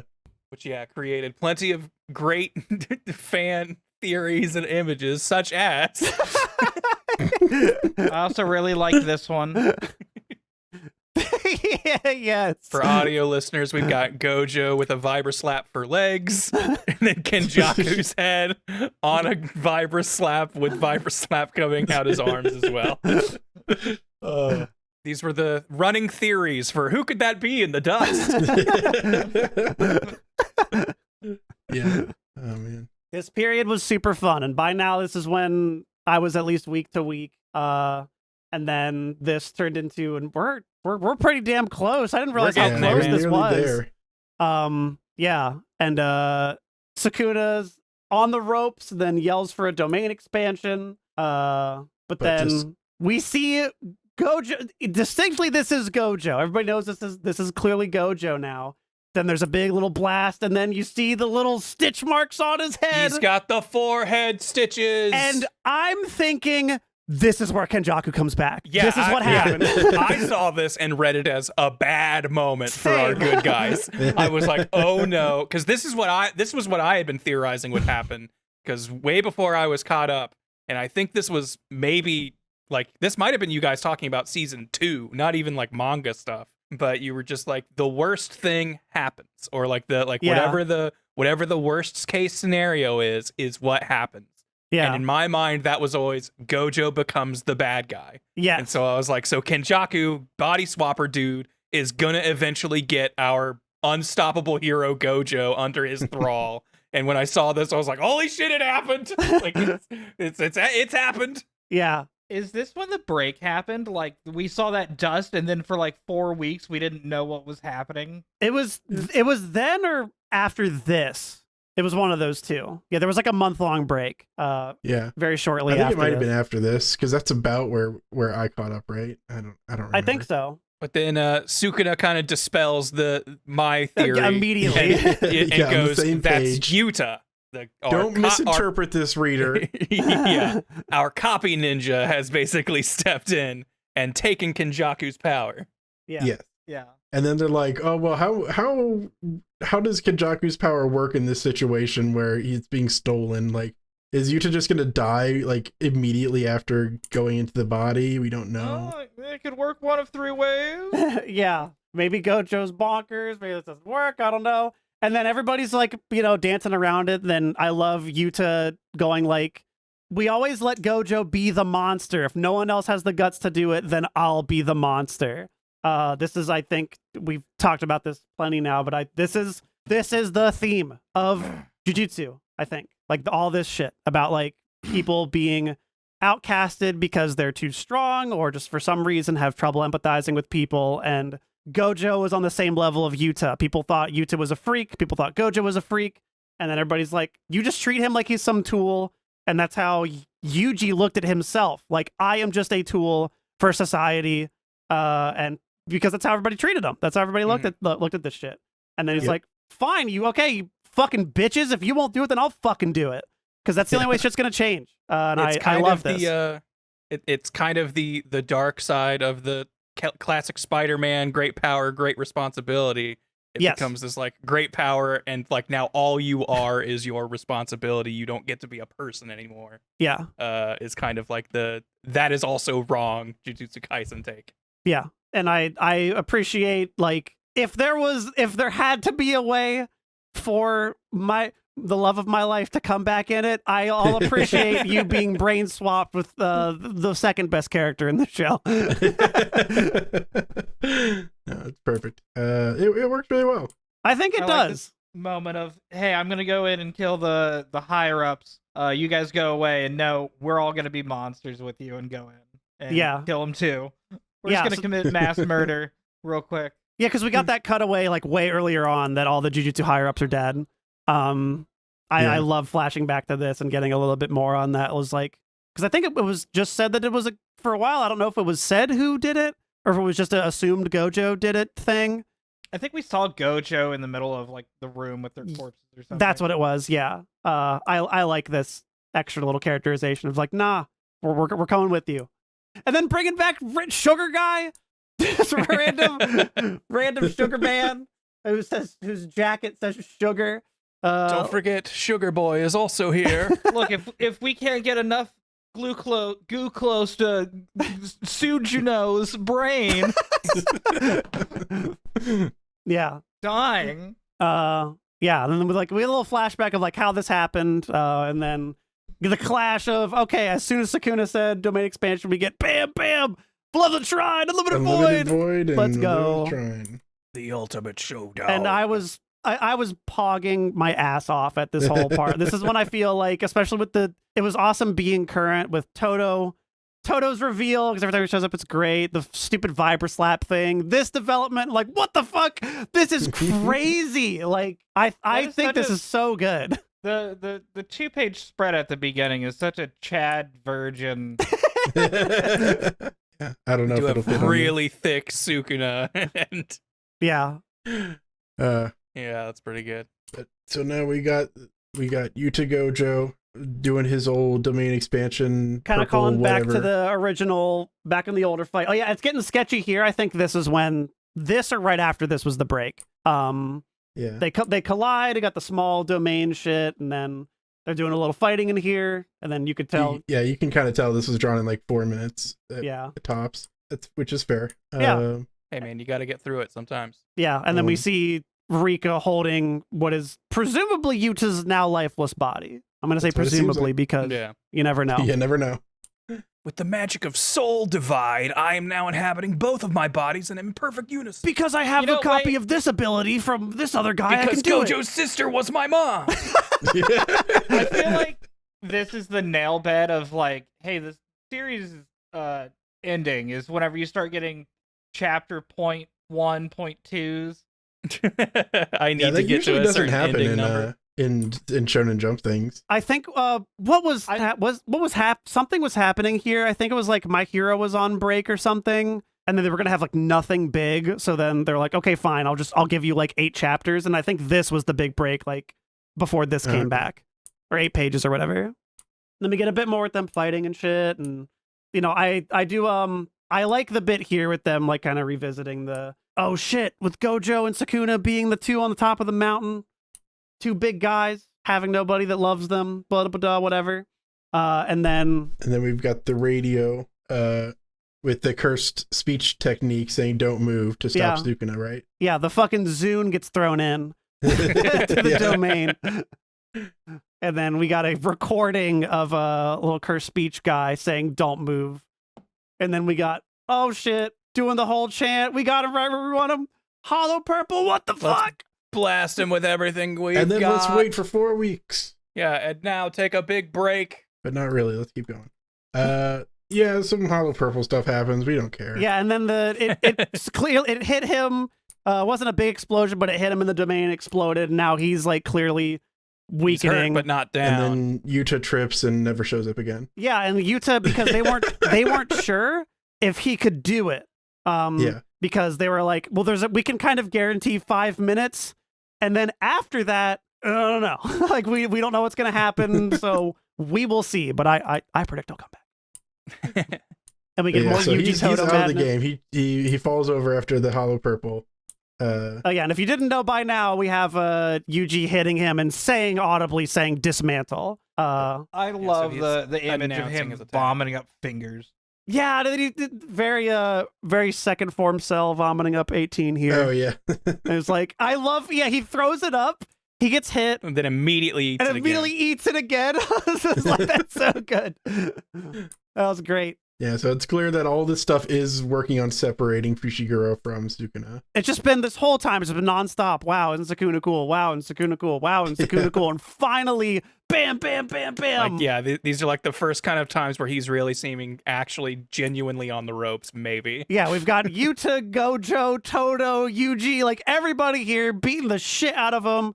Here's the big plan. Our entire A squad is here. We have this one character who has literally only existed because they can do this technique, so we've kept them around. So finally have lands them do it again. Gets Jacob's laddered. Boom! Finally hits Sukuna, and then that was what we've been building up to this entire time for this fight. Finally land it, but oh shit. And now they're fighting within Jacob's ladder. They're jumping up the rocks to reach Angel, who's firing Jacob's ladder in the middle of the beam. Yeah, surfing up the crazy Todo beam. blocks it. Yeah, and then Todo blocks it, and then go back. There's just one. I love this quote where it's like, Todo swaps with the little rocker, swaps with her with a rock, and then he's there to take the hit. And then Sukuna's like, this guy's a sorcerer to the core. And then he goes flying off. I'm like, so good. Brief game, recognized game moment. Then we get, finally Yuji slamming Sukuna down. We got these two beating each other down back to where we were, but now Yuji keeps trying to hit him with the scissors, which would presumably, if it could hit, would separate Fushiguro from Sukuna. Yes, if only this technique could hit. If only it could hit. If only it could hit. And then we get, Ben, can I tell you how much I pogged my gourd off for this moment? When we get the flashback to the very first time Gojo says what a domain expansion is. I was sitting here waiting. I thought I was on the hype train that we didn't know who said domain expansion at one of those ending chapters. I was like, okay, that Yuji did it. We're finally gonna see his. So I've been waiting for this moment the entire time they said what domains were. I was like, well, then what's your main character's domain? We're eventually going to get our main character's domain. What's it going to be? Some way or another. What is this going to be? A granted curse technique activated inside a domain will always hit. And then we get Yuji doing domain expansion, and I coomed my brains out. I was so excited. What the fuck is it? It's the freaking bus station? Or train station? Yeah, and then they're both at just some train station, which I think Tyler was saying at some point was people found it or something. Yeah, they were like, oh, it's this one. Before TCB had their chapter up and everything, people had found what station it was. Yeah. And we have a seemingly healed Gojo and Yuji at this train station, Kitakami Station in Kitakami City. See, when I saw this, I thought this was where Gojo was when he was talking to everybody. And I saw this and thought Yuji's domain expansion is I kill both of us. Does not matter, doesn't no triggering effect. It's we are both instantly dead when I use my domain, and that was what I thought this was. Just I have taken you to the check-in, the afterlife check-in station. Yeah, and I was I thought so too. Oh man, it was either gonna be it was either going to be that with them being dead, because it was like, we just had the Gojo thing. And that was so clearly like we're at a place of transition. We are on the way to whatever lies beyond. And just having the train station and everything, like, yeah, all that's there for that. And then that was such a fun week of going like, what the fuck is this? Yeah, because this was a break week, and this was when I caught up. So I was like, what is happening? We've only got 2 more chapters. We only got 2 more chapters. Ben, don't rush too much. Don't rush too much for these ones. We're the last 2, and then we got 5 more. These are the good chapters. We're allowed to let them breathe. I like these. Yeah, this is my brother's least favorite chapter, so we have to go through it real slow. Chase, thanks for watching. So the week After before you're then, still up in chat, go to bed. The week before then, I saw a fake, like I saw what I thought was a leak before I even read this. Where Yuji was kicking Sukuna into the oncoming train, and I thought he was like going in after him. Like I saw it for a split second, and I was like, but it looked like I think somebody traced over the opening scene of Gantz. So I was thinking, Yuji's a giant weeb. He talks so much about... He took him into Gantz. His domain is going to be all of his like favorite anime like highlight moments, and they're going to, and he is going to be doing them to him. Because I don't think Yuji likes Gantz. Because he might not like Gantz. It's a little too good for him. Yeah, it seems a little... Yeah, he likes Hunter x Hunter. But I thought that, like, because for now, because this transitions, and I'm bringing this up because this transitions into this. Because what's Yuji's personality? Nothing. Like, we don't have anything to go on for him. Like, that was his one trait that I felt like made him human in terms of like anything that this manga has done to characterize Yuji. It was like, yeah, he's still a kid because he wants to like shoot a Kamehameha on a Rasengan. I thought that was really endearing. And then after that, he's just, I show up and I do black flashes and LOL, I just kill people now. That's my thing. I show up and be the main character for a little bit. Yeah. And figure out where I fit in society. And he hasn't really had any development insofar as like, what is his goal? What does he do? What is he lacking? What role does he fill? Like, why are we following him and not anybody else in this world? And like, you can have a main character who shows up just to like be the, you know, the self-insert eyes to show you around. Isn't this world cool? This guy's pretty bland. You can imagine yourself as this guy. Anybody can. Yeah. This is who you'd be if you showed up in this world, and he gets to be the main character. And there's like a lot of reasons why you'd have a protagonist like Yuji. But for so long, like, I feel like most shonen things have a very adamant, determined protagonist. And like, they have something they really want. Like, Luffy wants to be the Pirate King. Goku wants to fight strong people and eat a bunch of fucking food. Naruto wants to be the Hokage. What does Yuji want? I couldn't tell you. He wants this devil out of him. Yeah. He wants to be a cog in society. Whatever he says. Well, that's what he thinks. That's what he thinks he wants. Like that's what he thinks he already is. Yeah, because that's like clearly bad. I don't think that's his internal goal. He doesn't want that. That's where he thinks he is because he's all sad. And I think, you know, a lot of this probably is like, you know, navigating. A lot of it's been about navigating society and hierarchy shit and stuff. But until like this chapter, I couldn't tell you anything about him other than the most endearing trait of him was that he liked anime, and I thought that was cute. In a shonen protagonist that he specifically was like, I want to do a Rasengan. I'm like, oh, that's cute. It was fun in an aware sort of way. It felt very self-inserty, like, because Gege is clearly a fanboy of like a bunch of this shit. And I appreciate that. So then all of that leading into this chapter, which I want to suck off this chapter so much because this is so good. In the middle of a giant climactic fight, we've had like bam, bam, bam, everybody coming together. We're on the upswing. We're on the rising action of the big climax. Everything's leading up to like, this is probably going to be it. Hold on. Who is Yuji? Let's do something for a second. If you got to do it, this is a good time to do it. I appreciate this being the culmination of the domain expansion. Whether this was planned from like way long and it's like, I'm not going to develop Yuji forever because I want that to be his domain. Like maybe that was the plan at the beginning because I could see that. And it retroactively makes his lack of characterization good. I love this because of what it does to the rest of the show. That's all I want to say. Okay. Well, I mean, yeah, that totally makes sense. Like it feels like Yuji has always been lacking a sense of connection with anyone, and that was a huge point of a huge issue of why I think it was very hard to relate to Jujutsu Kaisen in any way except for the fighting. Yeah. So I'm glad that it's at least becoming a plot point in this sense where it's like, okay, this lack of connection is a very big issue, and the whole point is that the whole point of like this finding love theme that keeps popping up is because it's just like, yeah, these are very lonely people, and they've been fighting because they can't find that connection. So I really do like that this is just about him trying his best to form a connection with Sukuna by taking him through his hometown. It feels very much like the because I mentioned like very early on, like Gege loves Naruto, very clearly loves Naruto. This seemed like, how can I make Talk no Jutsu actually your superpower? Yeah, how do I make that your like the genuine real factor of the story?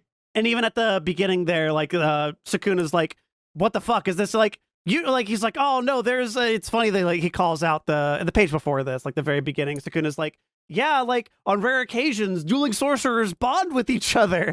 It's like, I think it's like a side effect of like, whatever. The meaning doesn't matter. Just to get, hey, those little side weird meta shots where they're just doing things when they're fighting.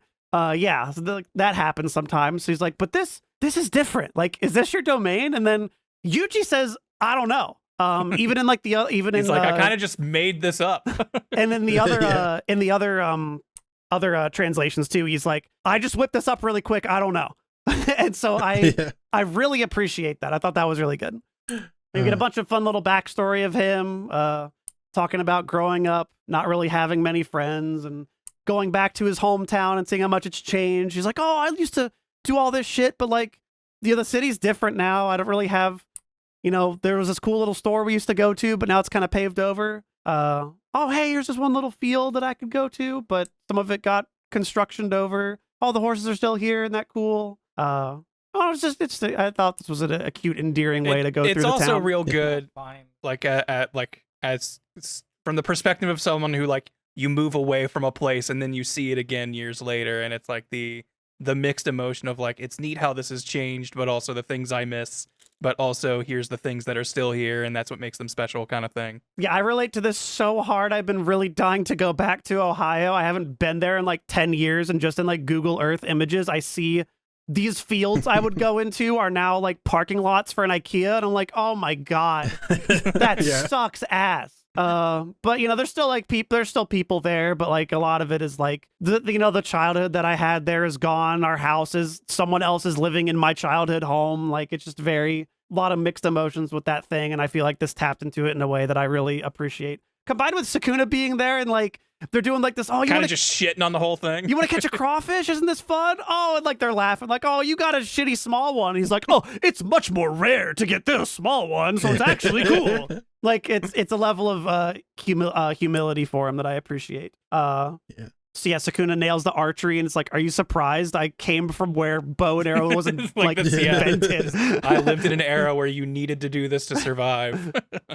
Yeah. And then he talks about how much he wanted to see Santa Claus and getting that illusion shattered. It's like, are you done? What are you talking about? Like, what's the point of all this? And him going like, trying to give you an out. Yeah. I love that bit so much. And then this is him. This is really leading up to that thing where it's just like, he's realizing I'm not just a cog. It's like, I thought life about was like fitting a role. Like I'm just a little gear. I do my thing and I smile and nod, which is that's a very Japanese sentiment. I show up, I'm part of a machine bigger than me. I do my thing and I work until I die or I make my family happy, and just like the whole culture around that. I like this pulling on that theme. But him pulling and like, it doesn't matter what this society makes. If people like you are in it and not being stopped, then I need to be something that changes that.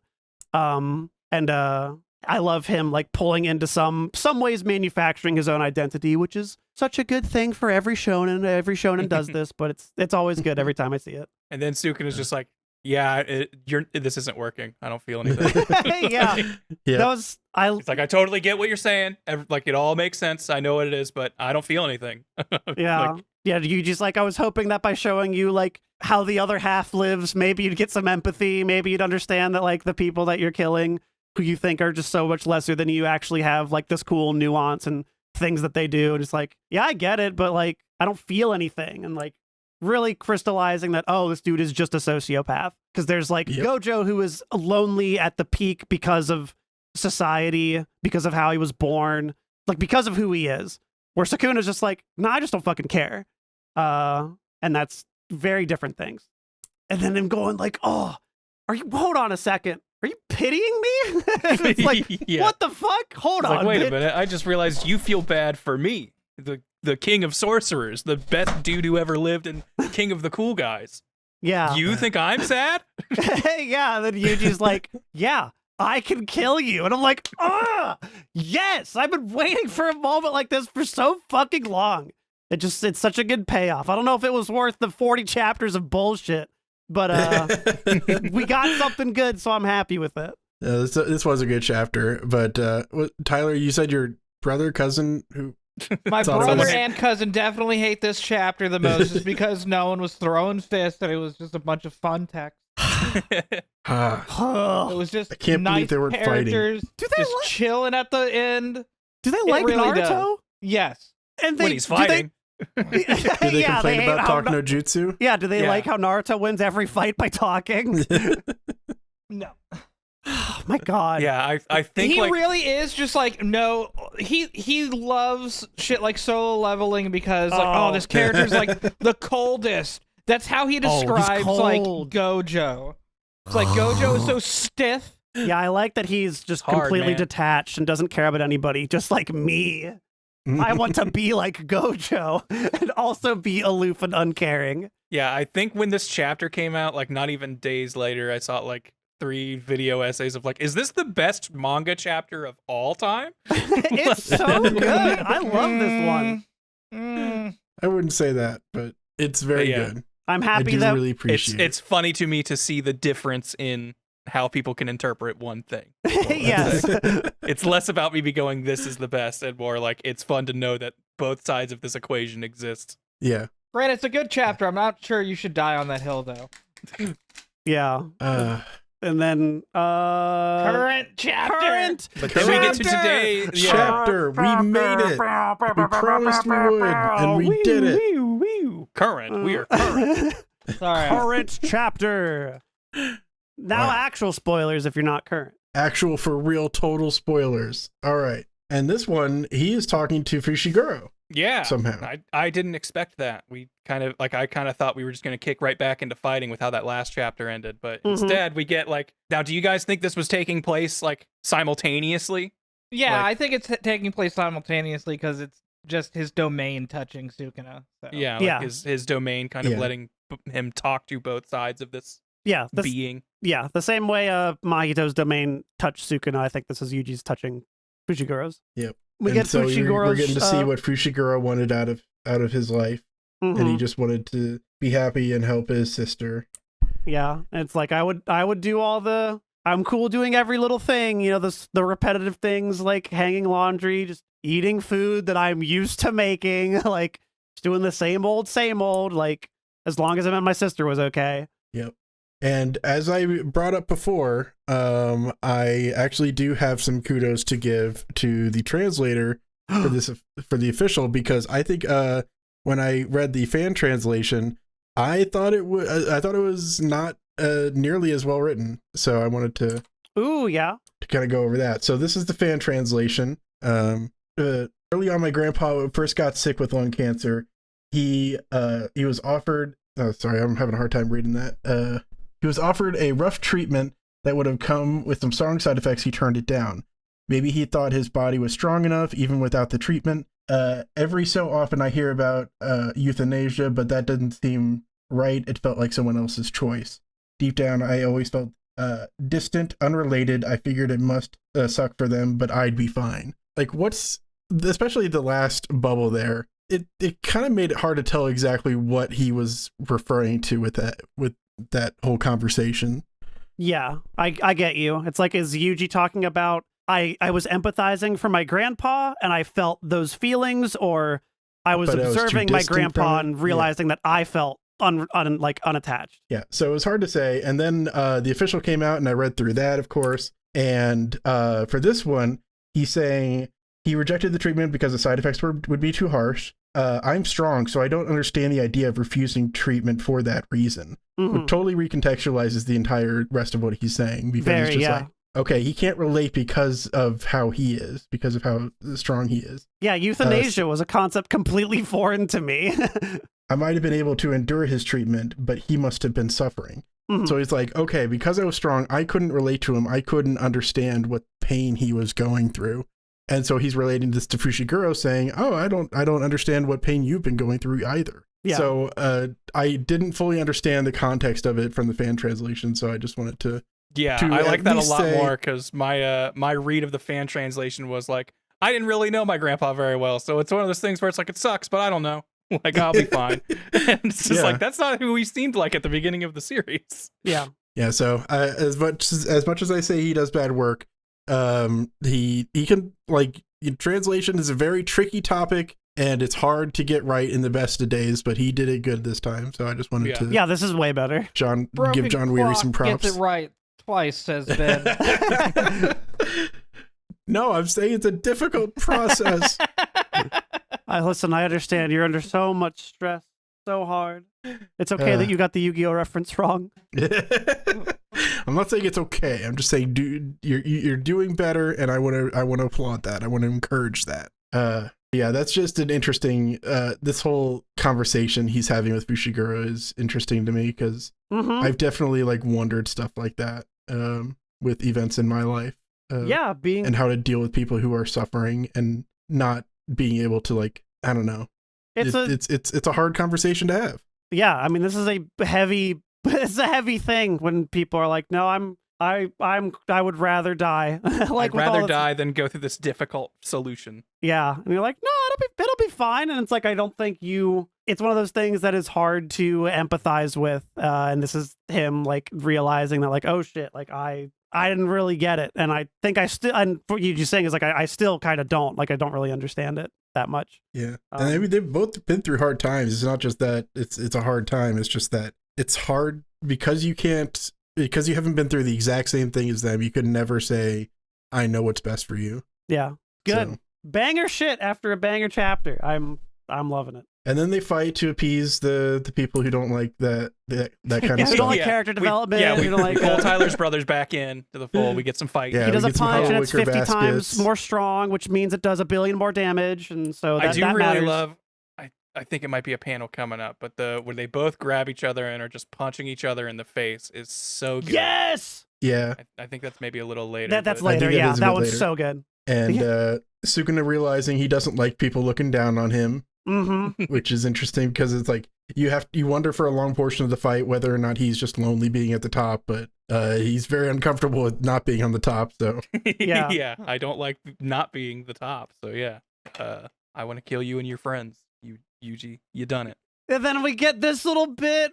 I love like Kid Fushiguro saying like, "Oh, what's with that look?" And then you get pans up, because this was the scene with Gojo, I think. Yep. This is supposed to be, and then now Yuji's here saying it's lonely without you, Fushiguro. Like, it's good. I just want my best friend back.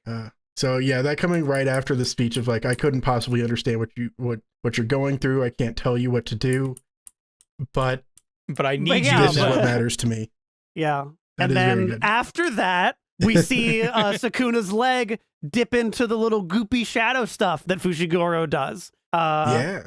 And he's like, wait, hold on. After Maharaga like died, I couldn't use it anymore. So this is Fushiguro doing it to me.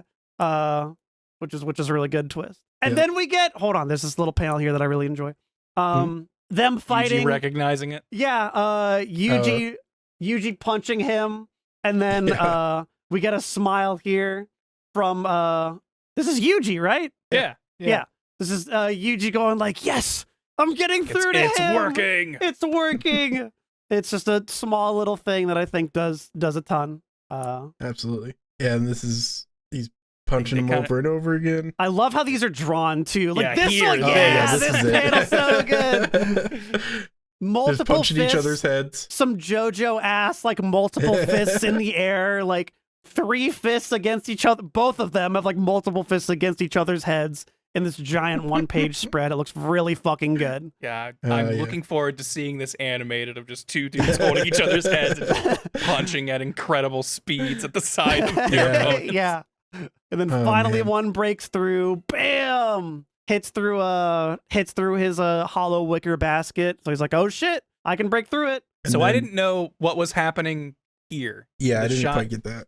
The shot of Yuji's arm like exploding. Like, was this like, is he getting hit by cleave or whatever, or like is Sukuna like blasting him with his cuts, and so it's just like disintegrating his hand? But then he also has his hand again in the next panel, so I wasn't sure what was happening. Sukuna's ability regenerated, so he is able to use it again. So he just cut off his glove. Yeah. So Sukuna's so he's like, "Oh shit, he did Gojo's thing where he's healing his brain." Yeah. To lower his cooldown. But then the big reveal. Yuji's got 2 fingers missing now. I don't know exactly what that means. I don't really get what was, because I guess the gauntlet went over those other fingers. I don't know what the gauntlets were supposed to ever be. Yeah. I think they were meant to hide the fact that he was missing this finger because it means a significant turning point in some way, but I don't know what. Yes. I feel like that just implied, like, in the next, show the next page. So now we get domain expansion, some crazy ass, this is some backrooms shit, giant spiraling staircase, and then we see what looks like Sukuna's final 20th finger sealed somewhere. So during the operation to put Yuta's brain inside of Gojo's body, I guess they opened up Yuta's stomach and got the finger out. Suppose so? Or like we're now current. We're in hypothetical town now. Now no one knows. Now we're all on the same page of not being sure. But now Yuji's extra finger is missing. So is that maybe Yuji's finger that he put a curse into somehow? Yeah. So but he also had those 2 fingers cut off whenever like Sukuna did the whole like I'm gonna switch with you and shove. No, I swear to God, he ripped off 2. I thought he ripped off one. He ripped off 2. Okay, well, if he ripped then off why is one, this a reveal that he has 2 missing fingers? Then what's the reveal there? He lost another one in a betting accident within the last 6 months. Oh, okay. Yeah, I'm thinking. What I was thinking with this is that this is like the final finger is still in Yuji because he has one still in him, right? Well, I thought everything transferred out of Yuji when Sukuna took over Fushiguro. Yeah. But it was just the one finger, right? Wasn't it?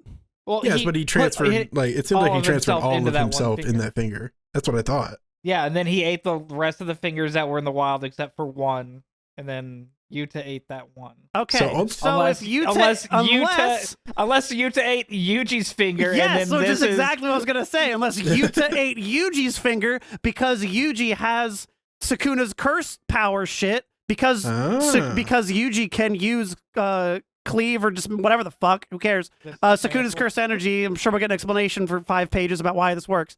That Yuji... No, we've only got 5 chapters left. He's just gonna skim over it. True. Hopefully.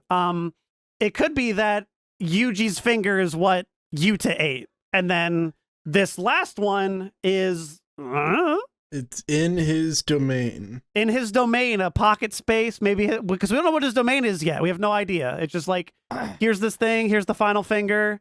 Who knows? And then Nobara comes back and stabs the finger, and Sukuna dies. I will put money down that she will not. I will put $50 down right now. Please, God, Ben, I'm with you. I'm with you right there. I don't actually believe that. I will. Can you go back in the last chapter where it had like, hey, all these people died in my life, and it showed confirmed people. No. Except the fact that you will see that Gojo is currently on the battlefield, so Nobara is going to be there. Can't be dead. And you see it right here in the dialogue whenever he's looking at Nobara, and whenever we see the panel of Nobara, it says, and all these people who have confirmed died in my life are important to me. All of these definitely dead characters, no other explanation. Yeah, I'm thinking that she is going to be there somewhere. and it's going to be a whole little thing with all My of them coming friends back are together. my domain. My I friends sure are do my think they're all domain. going to come back together whenever Yuji goes and attends her funeral in the chapter before the last one. And then Grant- she gets out of her coffin. Grant, She goes, "I what was if fine you're the whole time." right? What if you're right?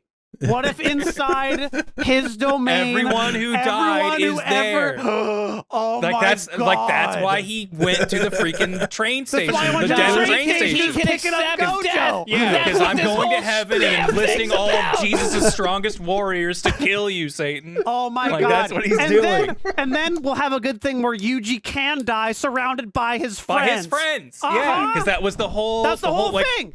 Like honestly, that's a theme I completely forgot Oh, was yeah, that really part- that present at the part sounds beginning of fun. this. Is like it's like because I kind of forgot until he mentioned it when he was like saying like how you die doesn't really matter. Was like the beginning of the story was him wanting a good death, right? Yes, like, that was the like first thing, and we're gonna close that loop, baby. You know that's gonna Yeah. come back. And so it's just gonna be like the thing that is my domain is the people who made me feel like I mattered, and that's all my friends. And luckily, all of my friends just happen to be the strongest sorcerers who ever lived. So I didn't have to be powerful, but I had friends in high places, and that's all that really mattered. All right, well, my chips are still on. It's going to be all a bunch of references, and it's going to be he watched all those movies. That's how he developed I cursed do power. feel like that's something that unless which again, early Jujutsu Kaisen, I'm completely willing to give myself the blanket statement of, but I don't know what I'm talking about. No. And we did have that whole segment of you've got to watch like a million movies or something, and I completely forget what that training was for. So maybe now is when it comes back and matters. Yeah, Oh, and yeah, that he was comes how he back made and his. hits him with a Rasengan, and then Yes! he's flying up in the air. He shoots him with Kamehameha. Did he Kamehameha? And Sukuna's going to be like Vegeta, and they're going to do the big Kamehameha clash. Actually, if he can end this with a freaking spirit gun or some shit, And then Hunter x Hunter comes back and goes, "Surprise! This is This is Tutu Hakusho." There we go. We solved we Shonen cracked it Jump. wide open. We've Wow, I can't solved believe manga.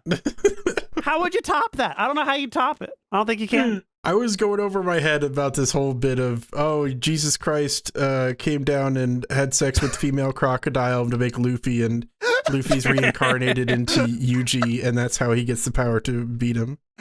Okay, I think that that's could just still as happen, feasible. Ben. That could still happen.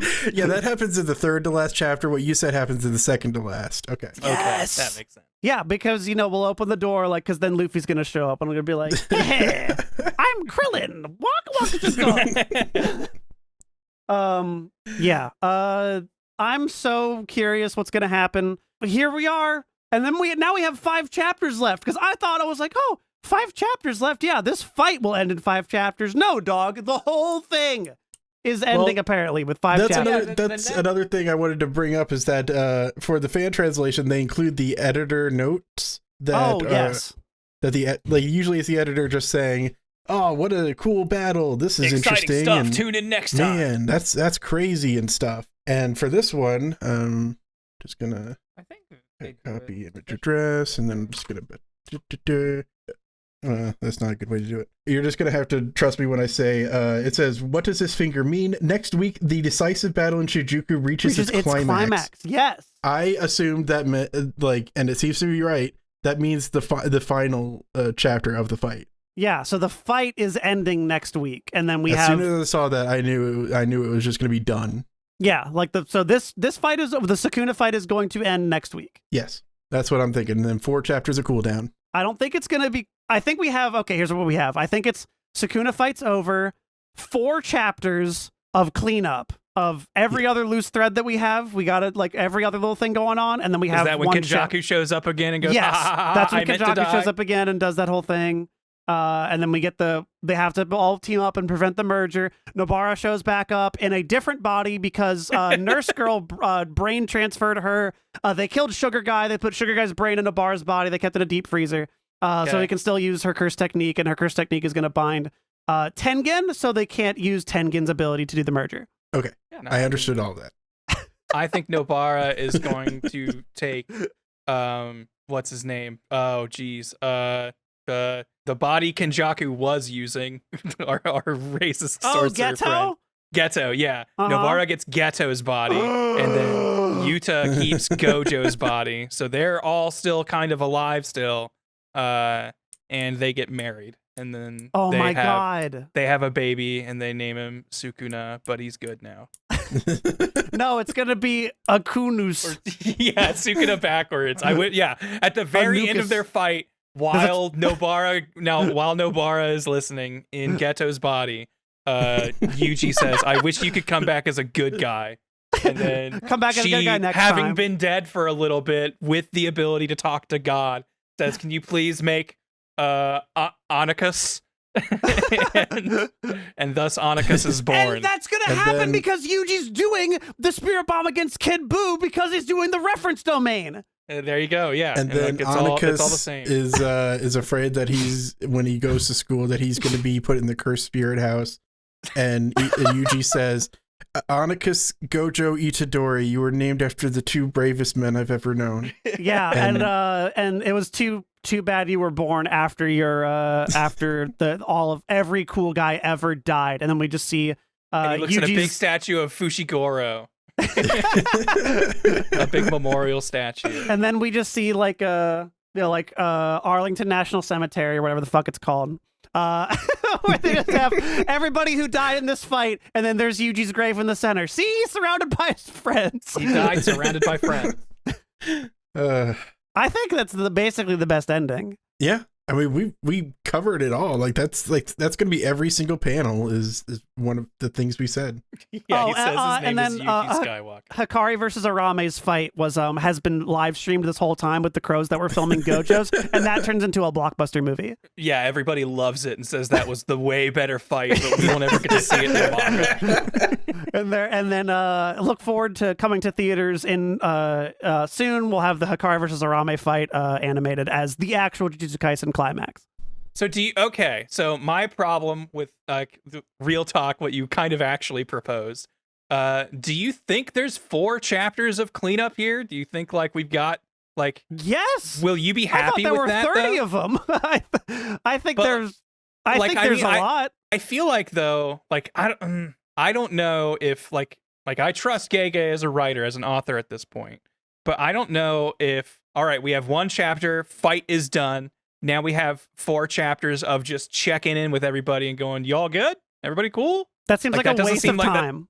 That feels like a whimper. That feels That's not what I'm saying by cleanup. I think 4 chapters of the merger's still probably going to happen. The culling game is not over. We have to wrap all that up. There's still fighty stuff that we have to do. When you said cleanup, I thought you meant basically we're going to check in, everybody's happy. No. What's good? Yeah, there's just a lot of plot threads. There's loose ends that need to be tied, and that's going to be that. Yeah. Gotcha, okay. Kenjaku's little spider head is going to crawl in and Uzumaki again and turn into the sky, and it's going to be just like Zamasu turning into the sky. And then, because Sukuna joins with Yuji uses World Cleave to cut Tengen in half, there you go. We come out of the domain, and the merger's already started. That would be good. I think that could happen. Oh yeah, the USA is still technically invading Japan. Wait! All the soldiers there died, Yuji runs in front of a tank. Stop fighting! Stop fighting! Ooh, yeah, I like Vic Weave's suggestion. Yuji cuts the spiritual realm away from the real world. So now we just have a world of normies. No more sorcerers. No more sorcerers. Yeah. Inumaki gets the powers of Inumaki and just says no more cursed energy. Well, what if he cleaves away the veil that divides humanity and spirits? And now he's just learn to live in peace. Stop it. Yeah, it's going to be one of those two things. Either everybody's got little cursed spirits, or all of them are going to die. But what I think Yuji cleaves away the distance between everyone's hearts so that they can all learn to love each other. He cleaves the hatred out. I cleave the bigots in the world. Yeah, that sounds good. I like that. All valid options, I'm going to say. That's the exciting part about being right by the finale is it's still full of potential. Anything could happen. I feel like a lot of our predictions devolved into bits, but there's nuggets of actual good ideas in there. I just want to keep just Gatling gunning just things. So whenever some of them are right, we can point to it and be like, we knew it all along. Yeah, we've got it on record now. We can make an 8-minute video out of that and get all the ad revenue. Yes. I'll be real. I have not kept track of Sukuna's fingers, so I just still really don't know if this is just the last one that we've I been haven't sitting on. either. I genuinely don't know. I thought it was the last one. I think this is the last one. I would assume with how few chapters we have left. Fushiguro, one was at some point in Yuta, and Yuji's missing another finger. So I don't know how that math works. Okay, Yuji is gonna split himself into 20 fingers. Or he's gonna split his entire body into different body parts, so he gets buried all across the world. So he's technically by all of his friends. Okay. And then if you eat Yuji's body, you turn into a monster. Yeah, I was gonna say, I think Yuji just ate one of everybody's fingers, so he could say all of his friends were with him all. It was how he tried to get Sukuna outnumbered in his own body. This was our Jujutsu Kaisen the whole time. Yeah, so the real Jujutsu was the friends we made. You are my friend. friend. I really don't get why he's missing another finger. I'm sure it'll be explained, Ben. It probably will. We're the dummies. All right. We will learn. We will be told exactly how it works. We will learn how to comprehend the reading, and or then not. We'll become good reviewers. Look, I stepped into this manga verse admitting that I had, bad, at least picture reading comprehension. So I was already starting on a bad foot. Whatever, man. Can't take that away from me. I never had it. Exactly. Well, now we're current. You've done it. Any closing thoughts on where we are as a whole? I'm glad it's ending soon. Personally, I like endings, despite what I might have said with the My Hero one. I feel like endings are the opportunity for the story to finally make its final statement on its themes, and themes are always important to me, so I am looking forward to it. While 5 chapters is less than I expected, I did feel like this had to be, like, based on what the story was, this had to be at least nearing the last confrontation for any of it to feel like it mattered. Because if this fight was going to end with, and we've resealed Sukuna into Yuji's body and we're going to just kind of go on with the next arc, I would have been really disappointed. And if it was, we've killed Sukuna and he's just gone and now we're going to a next arc, it would have felt bad because he has felt integral to everything. So if we're finishing up his story, it does feel like it's got to be the end of the series. I just didn't think 5 chapters was all it was going to be. Yeah, it makes sense to me, but it does. I know a lot of cooldowns, especially in manga and Japanese media, is just extremely quick. Yeah, I really like the recent developments. I'm sad it's ending in 5 chapters because I was really looking forward to the fun theory stuff and keeping this up weekly, but at least we'll have 5 weeks of it. And if there's anything Jujutsu Kaisen taught me to appreciate, it's the limited amount of time I have on Earth before a random guy kills me because the author thinks he's way too cool to die. I've seen a lot of tweets and YouTube comments saying this better be leading to a Jujutsu Kaisen 2 type announcement or Jujutsu Kaisen Shippuden, and I don't want that. Just let things end. Yeah, it's fine that it's ending. I've been very vocal about the fact that a lot of media I used to like has never ended, and now I hate it. So meanwhile, how's One Piece chapter 1429 and how that one hasn't ended? There's a difference there. It has. Look, the author just said that one just started. That's right. One Piece did in fact just start. So yeah, now's the time to get on. I do think that there's a difference though. There's a time and place for a series to end. Star Wars ended at episode 6, and it didn't need to continue from there. But people brought it back, and say what you will about the quality. I don't care if you like it or you don't. It didn't need to exist. It was brought back because people wanted money. And I've gotten really sick of Star Wars. I've gotten really sick of Dragon Ball and all this stuff. And it's I can appreciate the originals, but man, I wish they hadn't lived past their prime. And the prime can vary. I had a whole topic that I wanted to discuss at some point. I'm not sure if I will on the channel, but there's debate over when it ends. But as far as One Piece go, Oda has more to say for his story, his original story that has not reached a conclusion yet. So it's not a zombie yet. That's what I mean.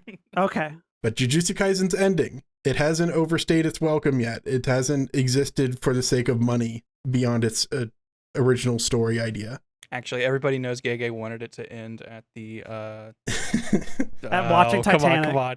Yeah, he wanted it to end with the Mahito fight, obviously. Yeah, of course. But had to keep going because his editor said so. Yeah, Nanami turns to the screen and goes, "Sorry, I got to cut this manga down to 7/10," and bam, yeah, whack, slices it all off. You get the third.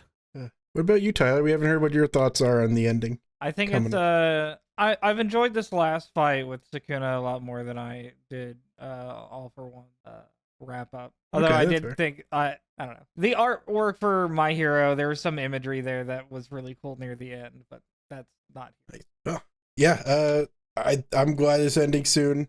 It maybe seem a little sudden, but I think it's perfectly fine. I would have liked 20 chapters. I feel like there's a lot. That I felt could like I was happen and go expecting on. around 10 to 15 more, but I'm like glad something like I'm that. personally okay with it being less. Yeah, I know, because then you don't have to talk about it ever again. We don't have to do this thing that you hate, Ben. I'm Well, it's because sorry. I thought there was going to be 5 more chapters of fighting, so I'm just glad to hear that that's not going to happen. Yeah.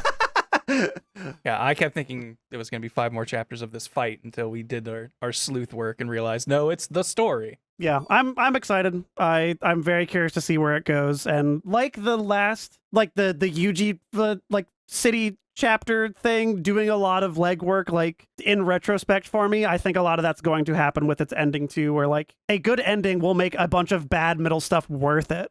So I'm very curious to see what happens. Yeah. Oh. I agree. Well, I give this portion, I guess, a reedy. There's enough good stuff in here that I would call it a reedy. Yeah, I would give this a reedy. I feel like we skimmed over a lot of it and kind of just went like, and then there was more fighting, but I felt like the fighting in this was all very good. It's just a lot of kind of the same stuff. So it's like tough to discuss and talk about and dissect, especially like not making it a purely visual thing. But I would definitely say this is a reedy. How about you, Tyler? I give it a reedy. Yeah. Karen? I think this is a reedy. I think the fight with Sukuna is a little too repetitive. I wish we got here sooner. So I don't know. I guess if the plan was to end it in this coming up 5 chapters, I guess it's fine. I would rather have what we got than to not have had it and just like cut to like, okay, and then Gojo fight, and then like one other person shows up, and then we get this, and then it's done. I would rather have what we got than that. But yeah, a reedy still. Comedy fight, Yuji stuff, too good. Great. Yep. Yeah, All I very would good. be able to live with myself if I didn't give the comedy fight a reedy. Yep. All right, we've done it. We're caught up. Let's check We're us out next current on time our for major Dead mangas. Demons Dead Destruction to chapter 25. Hopefully, we'll see how far we can get. But Is read that up to next, 25 or just in case. are we doing the weekly? Oh, should we do that? I feel like we should do a weekly, I think we especially can with do- this ending soon. We should Yeah. we should You know what? That's prioritize the fair. weekly. Let's try to do our first weekly and see how that goes. We'll experiment with it. Okay. So Weekly or we'll not. do the weekly weekly reading or not. We'll be catching up with the latest chapters for Kagurabachi and Jujutsu Kaisen. We'll see how man, long that's that right. goes. I haven't read this week's Kagurabachi. I didn't either. Fuck, I gotta read it. I need to as well. Wow, like none of us like we're too caught up in the Jujutsu Kaisen. Yeah, I read Jujutsu Kaisen and then like Yeah, spoilers. I both read it ver- late I- enough to where I I read- read it and then saw the announcement and was like, oh shit. I read the official translation and then I read the or I read the scanlations and then the official translation, and I didn't even think, oh, now that I'm on the site, let's go to Kagurabachi. Yeah. Fuck, I gotta do it too. All right, well, we're gonna do that. Everyone also read it, and Yeah, and then you've been we'll given catch your up next homework. week. And also in the background, be getting caught up on. I keep forgetting the name of it. It's day to day. Dead. Dead. Just type dead 5 times, you'll find it. Dead, All right. demon, destruction, dead. Goodbye, everyone. This stream is dead. Bye. Oh no! Good times. Zone.